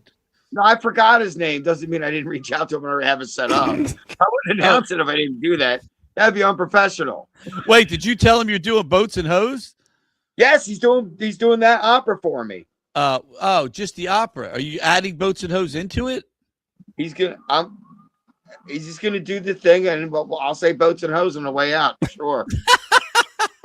You gotta do the whole shtick. All right, may I have my drummer stand up and go Boats and Hose? I'll work it out. Boats and Hose. Yeah, you gotta do the symbol. He's gotta hit the symbol. Boats and Hose. All right, I'll have my drummer reenact that. He has got a track for you guys, and we're gonna work that out. So anyway, buy your tickets now. That's free, so you'll get to see Grand Funk Revival. And I love TikTok Shop. Sabbath Superstars and free Jake Lapp in the middle. Hell yeah. Free Jake. Free Jake. Oh, that could be like a new thing. Free Jake. Free Jake. Shirts that say Free Jake. Free Jake. Yep. Free Jake. Oh my God. Not from State Farm. No, now Jake. wait. Well, you have another show coming up after that too, though. What's the are you doing a? Hey, did that get on sale yet? I didn't even want to talk about it. Well, yeah, it's on sale, isn't it? Is it? I didn't look. I'm a little besieged by. I have a few tickets left for a very small theater in Sellersville. I don't want to name the theater, and it's on Good Friday. But She definitely just didn't. No, I would never do that. So May 8th, I have this rainbow band, and I had some defections, like I felt like the old Soviet Union. But I have Matt Strat-Ebert on guitar. We have Keith Turner from Tarkus on keyboards. Paul Picari, rehabilitated and well-behaved Eddie Haskell on bass.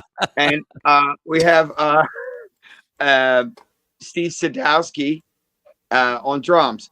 And we're going to do all the singers again. The Richie Blackmore's Rainbow, the Joe Lynn Turner, the Graham Bonnet. And we're going to try. Yeah. Nice. And Abby Lee Mosconi's going to sing on that as well. Excellent, dude. She sang with you the last time, and she was fucking phenomenal. Yeah. She's very good. She's my friend. And I like to hire her. This is like not even paying it forward, but her husband is a recipient of a kidney transplant and was like really feeble. And he got really well. And I love it. I love giving her work. I like that he's healthy now and he's my friend. And it's totally cool. So it's a feel good story. It was really awesome. Yeah, that's cool, man. I like that, man. I met him when they were here. He was a really nice guy. Yep. Oh, yeah. Chris, I believe. I think Abby's husband. No. Yeah. Welcome. I like that. That's where I'm at with most people. I'm like that's that guy's friend or whatever anymore. Yeah. I don't fucking I heard the upstairs sounds. It looks awesome from Matt Strat. I had a guy go up there. Dude, it sounds better than it ever has. It's almost sounding better than downstairs at this point. It's getting really tuned in well. Fantastic. I need some people to buy some tickets for this show for March 21st. I have a couple other shows coming up down the line, but this show is going to be unique, and we're going to go really deep cut on this one. I got some other album shows, and I think next time we come back, we're working in our secret laboratory. We're working on volume 4 next. I think I have to learn 3 songs. My guys know. Oh, nice. So volume 4. So right now, one of the shows we have up to be named later. I don't, whatever. I'm going to play the first 3 albums in a row. I'm going back to the beginning. We're going to play Black Sabbath, Paranoid, and Masters of Reality in one night. Oh, wow. Jesus Christ. So that's going to be. I can hear Christy back. What's she saying back there? There was a second one I found. There's a spider on the floor, and she's scared of them. I'm in socks, so I'm not helping. But that's probably attracting them. Don't touch me. She's got arachnophobia. It's hilarious. Oh, dude, I love that movie. It was that John. What's his name was in that? Remember that? What the hell was that? Yeah, you never saw Arachnophobia? No, great movie. I saw John Goodman. Oh my God, was he? Yeah, John I like Goodman was in that. Gemstones. That's fantastic. That's his best work. Oh, that's a good film too. I love that film, man. I love it. Yeah, John Goodman. He's put a couple good movies out, man. He's been in a few movies I like too. One of my favorite things he ever was portrayed in. When he lost a lot of weight. He was in a movie called Flight with I think it was Denzel Washington, and he was really good in that, man. He put a really good performance in that movie. I think when he burrowed through the shit in Raising Arizona to break out of prison, that's his best work. Yeah. Well, but for me, it's Flight and The Big Lebowski, man. I mean, there's nothing. Oh, that's also good. But Righteous Gemstone series was pretty phenomenal. Also, he played the Daddy Gemstone. Yes. you see that one? You didn't love him when he was Roseanne's husband for all those years? Hey, great, man. Awesome. Hey, 2 couples that couldn't see their wieners. Dude, I was watching that Kill Tony special on Netflix, and fucking Roseanne Barr, dude. What happened to Roseanne Barr, man? She is not funny. Up and nasty as shit. She was very strange on that show. She's not funny, man. There's no comedy left in that woman at all. Nothing she says is funny. All she wants to do is bitch at people. I agree. She was a bit strange on the Kill Tony, man. Yeah, it was weird. In the middle of having a slight stroke. I don't know.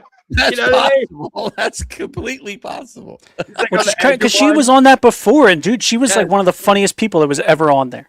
The first time she was ever on, everyone was like, "Why? Why would you ever bring her on?" And then, dude, people were pissing their pants by the end of it. Yeah. I've seen Ozzy like 8 or 9 times, and like 4 or 5 times it was great. We won't talk about the Shot in the Dark tour, both legs, when Jakey Lee and him were having a drunk off. You know what I mean? So mileage may vary. You know, if you got to dial your stuff in. I've found a good balance of edibles to perform well, but not everyone's dialed it in. March 21st, get your tickets now. Boats and hoes. Boats and hoes. I can't wait. And railroads and bats. Steve, you don't happen to have that on by any chance still? Jake's little performance, do you? Did you pull that off your? I can get it real quick. Yeah, it's on the hard drive.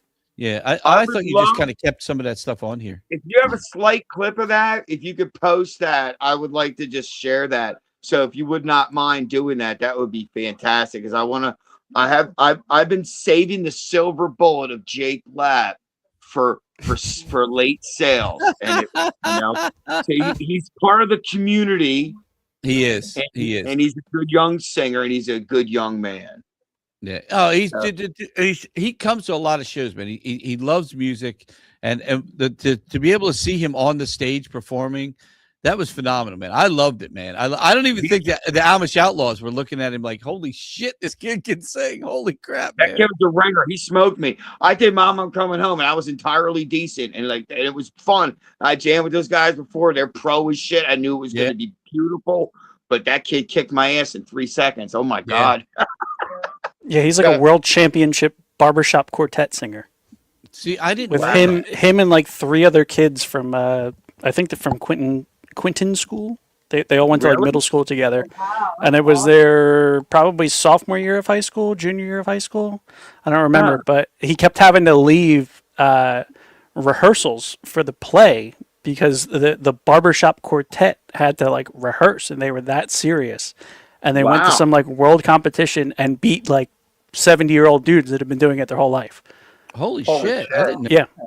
Yep. Damn. Yep. My son, when he was in school, he was in something called the Little Shavers, which like I love it. Probably the gayest name I've ever heard. No, it's fantastic. Yeah, that's a little odd. That's 10 out of 10. Hey Steve, I just texted you something. I don't know how hard it is to just kind of put that up real quick if you can. This is something of Desco about that I thought was it was an AI video done of Steve by Alan, and I thought it was fucking hilarious. Is that when I'm getting off the bench? What's that? Is that when I'm getting off the bench or getting off the plane? The one getting off the plane. It's so good, dude. I love that fucking video, man. All right, while I download that, I got the video of Jake. Oh, here's Jake. Here's Jake. All right, Jake Lapp. This kid's amazing. So you're going to get to see Jake again during your March show. Yes. What's that, March 12th? March 21st. 21st. Hey, I was dyslexic for a second there. I thought you just did that on purpose. No, that was not on purpose. My brain does not function properly. But yeah, here we go.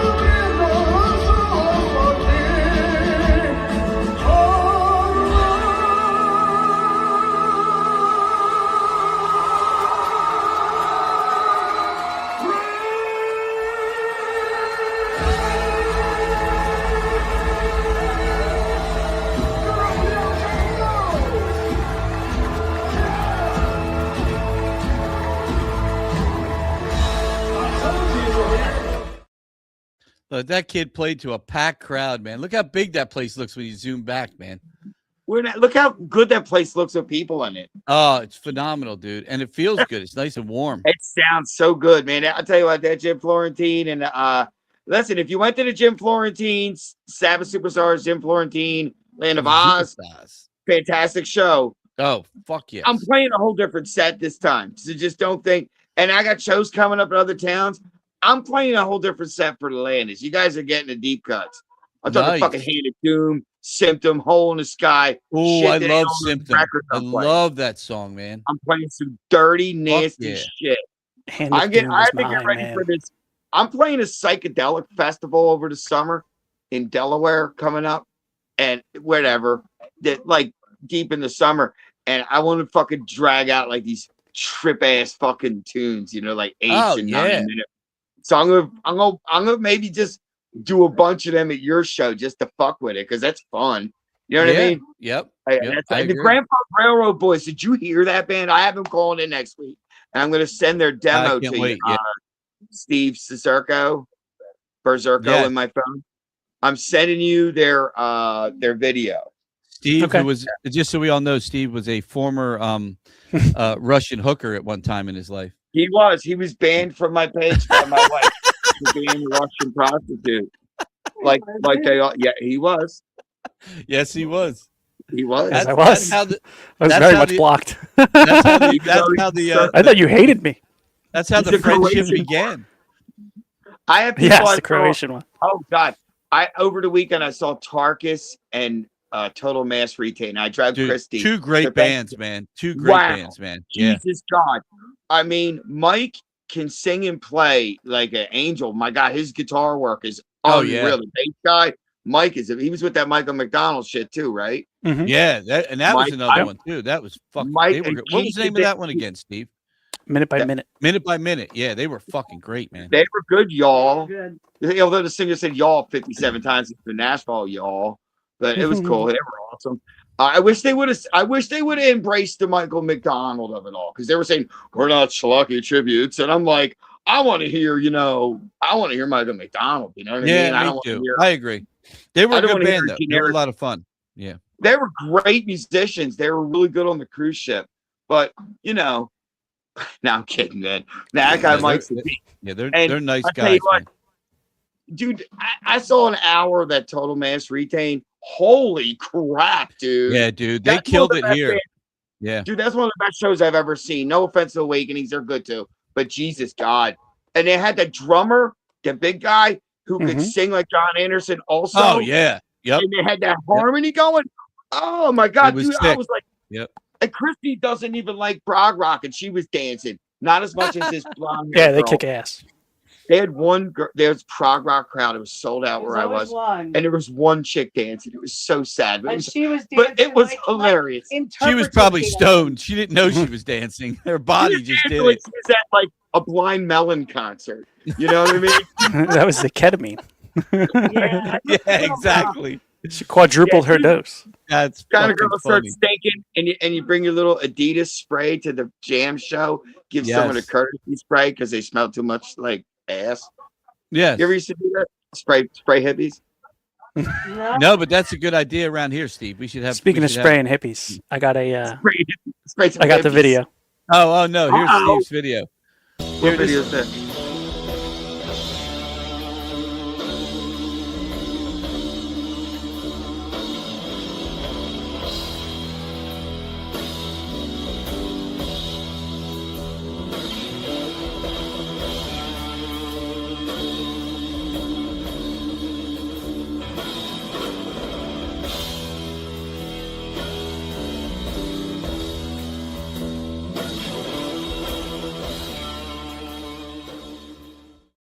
Is that the soul plane you were getting off of there? Is that the fucking soul plane? It had two front ends? Alan Claire and AI are very generous with the physique because it looks nothing like the real thing. No, that's what I laughed the most is when he's standing there at the one point and he's like, yeah, fuck yeah. And then everywhere he goes, he's got a fucking microphone in his hand and shit. Yeah. I weigh between 178 and 182 pounds, which is completely. It's still fat. It's not normal weight. It's fat fuck on the chart. On the chart. It's only 10 pounds away from not being a fat fuck. So yeah. But dude, I'm 57. It's a little slow going, man. The muscle one with no neck, and you're standing like this, and it's like It's my Danzig look. That's fine. Oh my God, it does look like Danzig. Yeah. I didn't even think about that. That's true. Oh my word. That Hey, is hilarious. let's talk about our friends in Street Survivors. Yes, my boys. Yes. 9 Pieces. Dude. I saw them Hey, girls. a few weeks Dude, back, and they are, dude. They are, to me, just like we were talking to the other guys earlier, man. They are absolutely one of the best Leonard Skinner tributes out there, man. Again, Leonard Skinner now is a tribute band, and these guys are fucking better Oh, than and apparently Leonard a Grateful Dead opener. yes, Yeah, it's Yeah. actually someone that they're friends with. that's what I heard. nice. Someone that they know, yeah. Nice. I hope to God they're sharing equipment. Yes, I hope they're sharing equipment.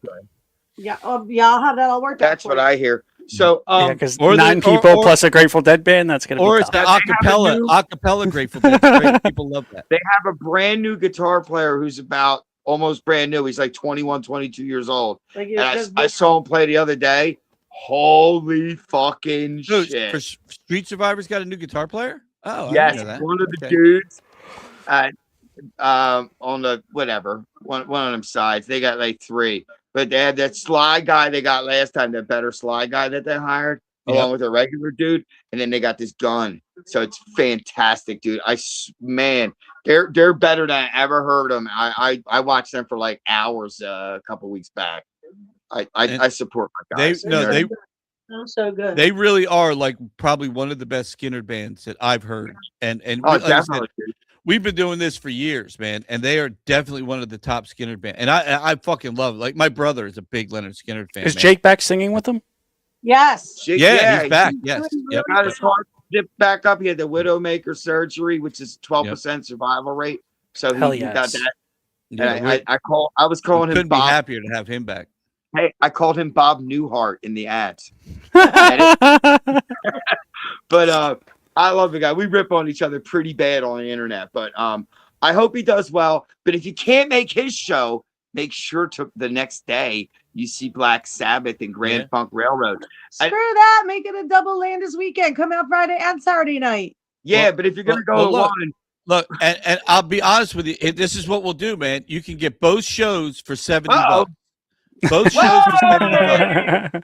And don't get no fees or no additional fees, free parking, the whole deal. We'll give you both shows free. For $70, you can go to both shows, one night. Make it a double night of music. Wow. Nice. Holy crap. I'm down. And I can't wait to be back in the theater, and I can't wait to see the boats and the hose. I'm excited to see Jake again. It's almost good as Bitches and Cake, boats and hose. Bitches and Cake is better, but Boy, this Bond movie's all about the hose. oh, Girls in bathing suits every time I turn around and look at the TV. Oh, that goes that's bad. classic. That's classic Bond right there. This is Never Say Never Again when he came back in '83, and John Cleese is Q. Wait, isn't that the one with what's the one with Holly Berry when she was Die Another Day? This is the Carrera girl, not the Tia, but the some Hispanic girl, whatever. Okay. And Kim Basinger was just in it. Kim Basinger was doing a ballet scene. She had her foot above her head. That was kind of cool. Nice. Dude, she was smoking back in the day. She got Lord, 9.5 weeks. Yeah, she was good. Yeah, and dude, Mickey Rourke didn't look like fell down the steps back in the day also. Oh, dude, Mickey Rourke with the hell. But dude, if he didn't do that, The Wrestler would have never been such a good movie, man. I saw The Wrestler at the I work at Edge Fitness trying to look like my pictures that Alan Glitter makes. And and it was on the big screen, The Wrestler's on. Okay, number one, Marissa Tomei's kind of awesome. Wow. Dude. And number two, Jesus God, is he really, really ugly? Oh, he's beyond ugly. He's beyond ugly, man. Never did a big screen hurt someone as much. I saw Spider-Man with my kids when I was years and years ago. IMAX, The King of Prussia. And Kirsten Dunst's forehead in IMAX is not good for her. Oh, her forehead's not good in real life. Now, what was the movie, though? It looked like a fucking building, dude. Marissa Tomei was in this movie, dude, with what was that guy? Who's the guy? He died from a drug overdose. He was in the Hunger Games movies. Fuck. He played No. He was in the Hunger Games movies. Heath Ledger was in those. I can't think of his name. So he has a crazy name. She did a movie with him, and he's a big, kind of a big, like a fat guy, and he's got her literally. It's probably one of the most. Manson? It's one of the most graphic sex scenes that you'll see in a film. But he's got her bent over a fucking bed, and he throws his belly up on her ass, and I'm like, oh my god. And she's so hot in the movie, and you're like, I can't think of his name. Oh, dude, what was his fucking name? Manson? No, he was in the Hunger Games. He had this really Phil crazy Hoffman. Hoffman, that's it. What's his name? Oh, Philip Seymour Hoffman. Dude. Yeah, Philip Seymour Hoffman. He banged Phil Hoffman. You looked him up. What's the name of the movie with him and Marissa Tomei? that's the guy from Dirk Diggler. Not to be queer or nothing, but you yes. But they do a movie. You got to watch it just for the one scene. I saw it from MrSkin.com, and I'm like, I got to watch that. You watch Mr. Skin, motherfucker? No. It literally. I watched the movie because somebody said, "Dude, you got to check this. This is Marissa Tomei," and they sent it to me, and it came from a site called MrSkin.com, where they have like. I was on Howard Stern all the time. Yo, yes, Mr. Skin turned me on to this movie called Frida. Now it's Salma Hayek, and she has Frida, one eyebrow, but there's a fucking full lesbian scene, and I know Mr. that Skin will movie. tell you 45 minutes and 49 seconds in. So it's like, all right, you got to eat shit on the fucking unibrow, but it's pretty I don't remember the name of that movie, but I watched it. The movie wasn't bad either. But that's called Frida. No, Frida was good. I'm talking about the one with Marissa Tomei and the Hoffman guy. Come on, I remember my dirty movie. Come on, dude. It was a movie I think like maybe 5 people saw, if that. But no, dude, I don't even. I love Marissa Tomei. I always love Marissa Tomei. I like what she did Seinfeld, and she was into George Costanza, and he fucked it up. Oh, Before the Devil Knows You're Dead. The Devil Knows You're Dead. That's the Before movie. the Devil Knows You're Dead. Before the Devil Knows You're Dead. Yep. IMDb, bitch, huh? Yeah. Oh 2007. Yeah. Philip throws his belly right up on top of her, and you're like, oh no. Oh boy. No. That sounds like that gave me an innie. Oh, big time. But no, she's still extremely gorgeous though, and it almost. Probably in contrast, she probably looked a little better. That's what I'm thinking. I think that was the director's idea, to put like someone that was so beautiful and in such like perfect shape with just this disgusting pig, and just show the the irony of what was happening within that scene. And they could have just followed you around with a camera, Ray. But he was in so much good shit. Oh, he was a good actor. Fucking phenomenal, man. Yeah, he was awesome, and he was on heroin. So that's impressive. Yeah, he was mixing shit though. That's what killed him. Capote. He's having a John Belushi. Big Lebowski. Oh, big time. Yeah, Boogie Nights. Yeah, he played like the douchebag in Big Lebowski. He was like the caretaker for the Big Lebowski guy. Yeah. But he was so perfect as it. Oh, yeah. Literally was so perfect. Every time Lebowski would say something, well, Mr. Lebowski. Yeah. Okay. Did you guys watch the P. Diddy doc on that 50 Cent made? I was going to say the 50 Cent produced. Of course. I can't that watch was the that, fact, man. right? Yo, do a rewatch on Get Him to the Greek, and you'll notice that P. Diddy's not even acting in that. He's just being himself. You know the best thing about that documentary is that P. Diddy found out which station the jail gets on their TVs and had them air it because he knew that was the only fucking channel that would be on the TV where P. Diddy's in jail at. Oh my God.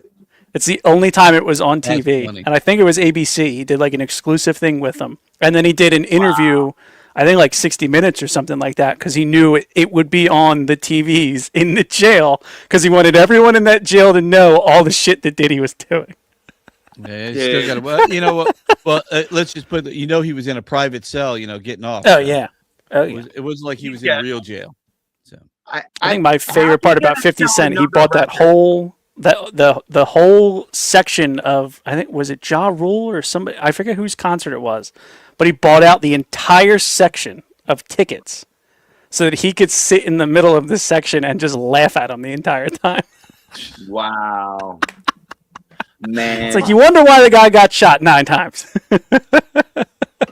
It's like, if you get shot 9 times and don't die, you probably pretty much pull out in traffic because you're like a Highlander at that point. You're like, well, nothing can hurt me now. True. Like you are the Highlander, my friend. You are the Highlander. I watched the Highlander movie. It was shit. I have my own hair, and I do not. I'm less than 200 pounds, and I don't use that. And I want to speak Yiddish for a minute. I don't use that octave or chorus fucking button that all the odds. Man. You know Jesus what? Christ, sing a little bit, bitches. Some people you 5-year-olds can fucking sound like Ozzy. Promote garbage just because there's somebody in it that's in something that's not as garbage, which is probably still garbage. So funny, man. It is what it is. It is what it is. Fat Klingons with this cloaking device in their voice. What are you doing, dude? Is that a keyboard? Is that a vocal? Like I said, I tell everybody, dude. Like I said before you even came on, the best Ozzy and Sabbath and Dio tribute out there is all with you at the helm. And there's no other that I would ever bring in unless you pass away. I'm going to bring them all in to celebrate. Oh, thanks, dude. That's great. Back to the beginning. Well, funny. So, I would also like to say, I mean, if I don't even talk shit on, I'm trying to be more Jesus-like. One's about trying to be constructive. Amen, brother. Amen. I got it. Because sometimes my shirt.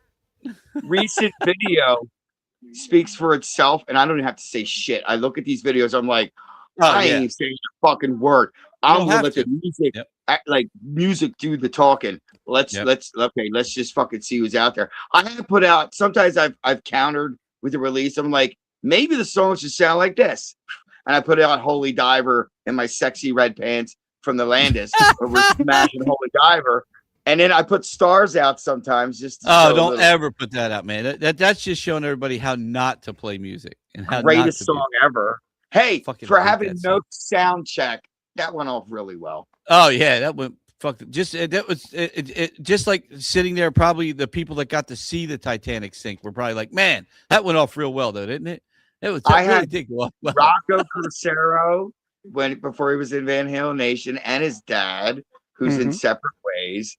I had Marinari from like the Priest band and Chris Gordon. I had some good people. Campanella, who's no longer with my band.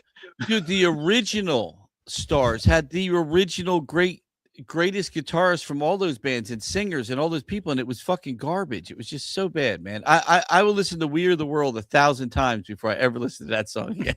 And I hate We Are the World. Stars. That's okay. We all like different things. It's okay. It's true. It's true. It's okay. It's true.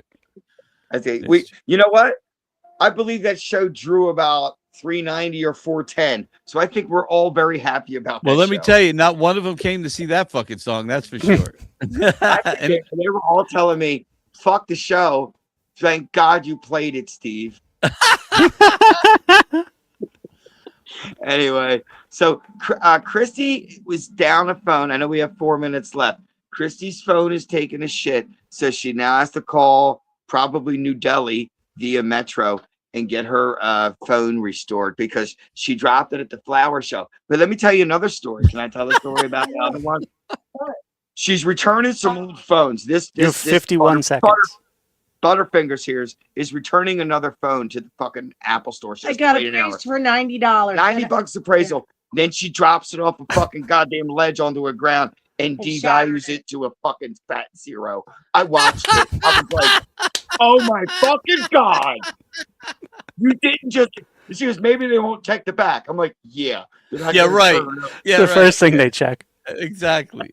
Well, look, Steve. Thank you, guys. We love you. March 21st. See you, boys. We love you guys. See ya. There it is. We love you all. Sabbath Superstars, March 21st. Right. Not the Grand 12th. Funk Revival with Pete from the Motorhead band, Head Motor, and LaGrange. That guy, Pete. They're Pete so rock. good. Oh, he does. They're so good, man. So good. Well, we will see you next week, too. We will see him next week, man. That's awesome, man. Thank you so much, brother. Thank you for coming on. And Christy as well. We heard you back there. We didn't get to see your beautiful face, but we heard you in the background. So, but again, thank you to our sponsors. We really, Michael Kelly Guitars, of course, Absolute Vodka, and Unwind, formerly known as Calm. one of our other sponsors, who just sent me some more Unwind. Steve, I have an extra one for you if you'd like it. I don't know if it helps by not using it all the time, but that's a sponsor that actually sends product. You can't beat that. So yes, hell yeah, can't beat that. But all right, brother. Well, thank you for everybody. I'm waiting to hear the outro song and hear how it sounds and everything. Say now our new outro video. Yes, but thank you to everyone from TikTok and everyone around all the platforms and YouTube and everything that listen to us weekly and to our mental state that we're in. Have a good night, everyone. Love you all. God bless, and have a pleasant tomorrow.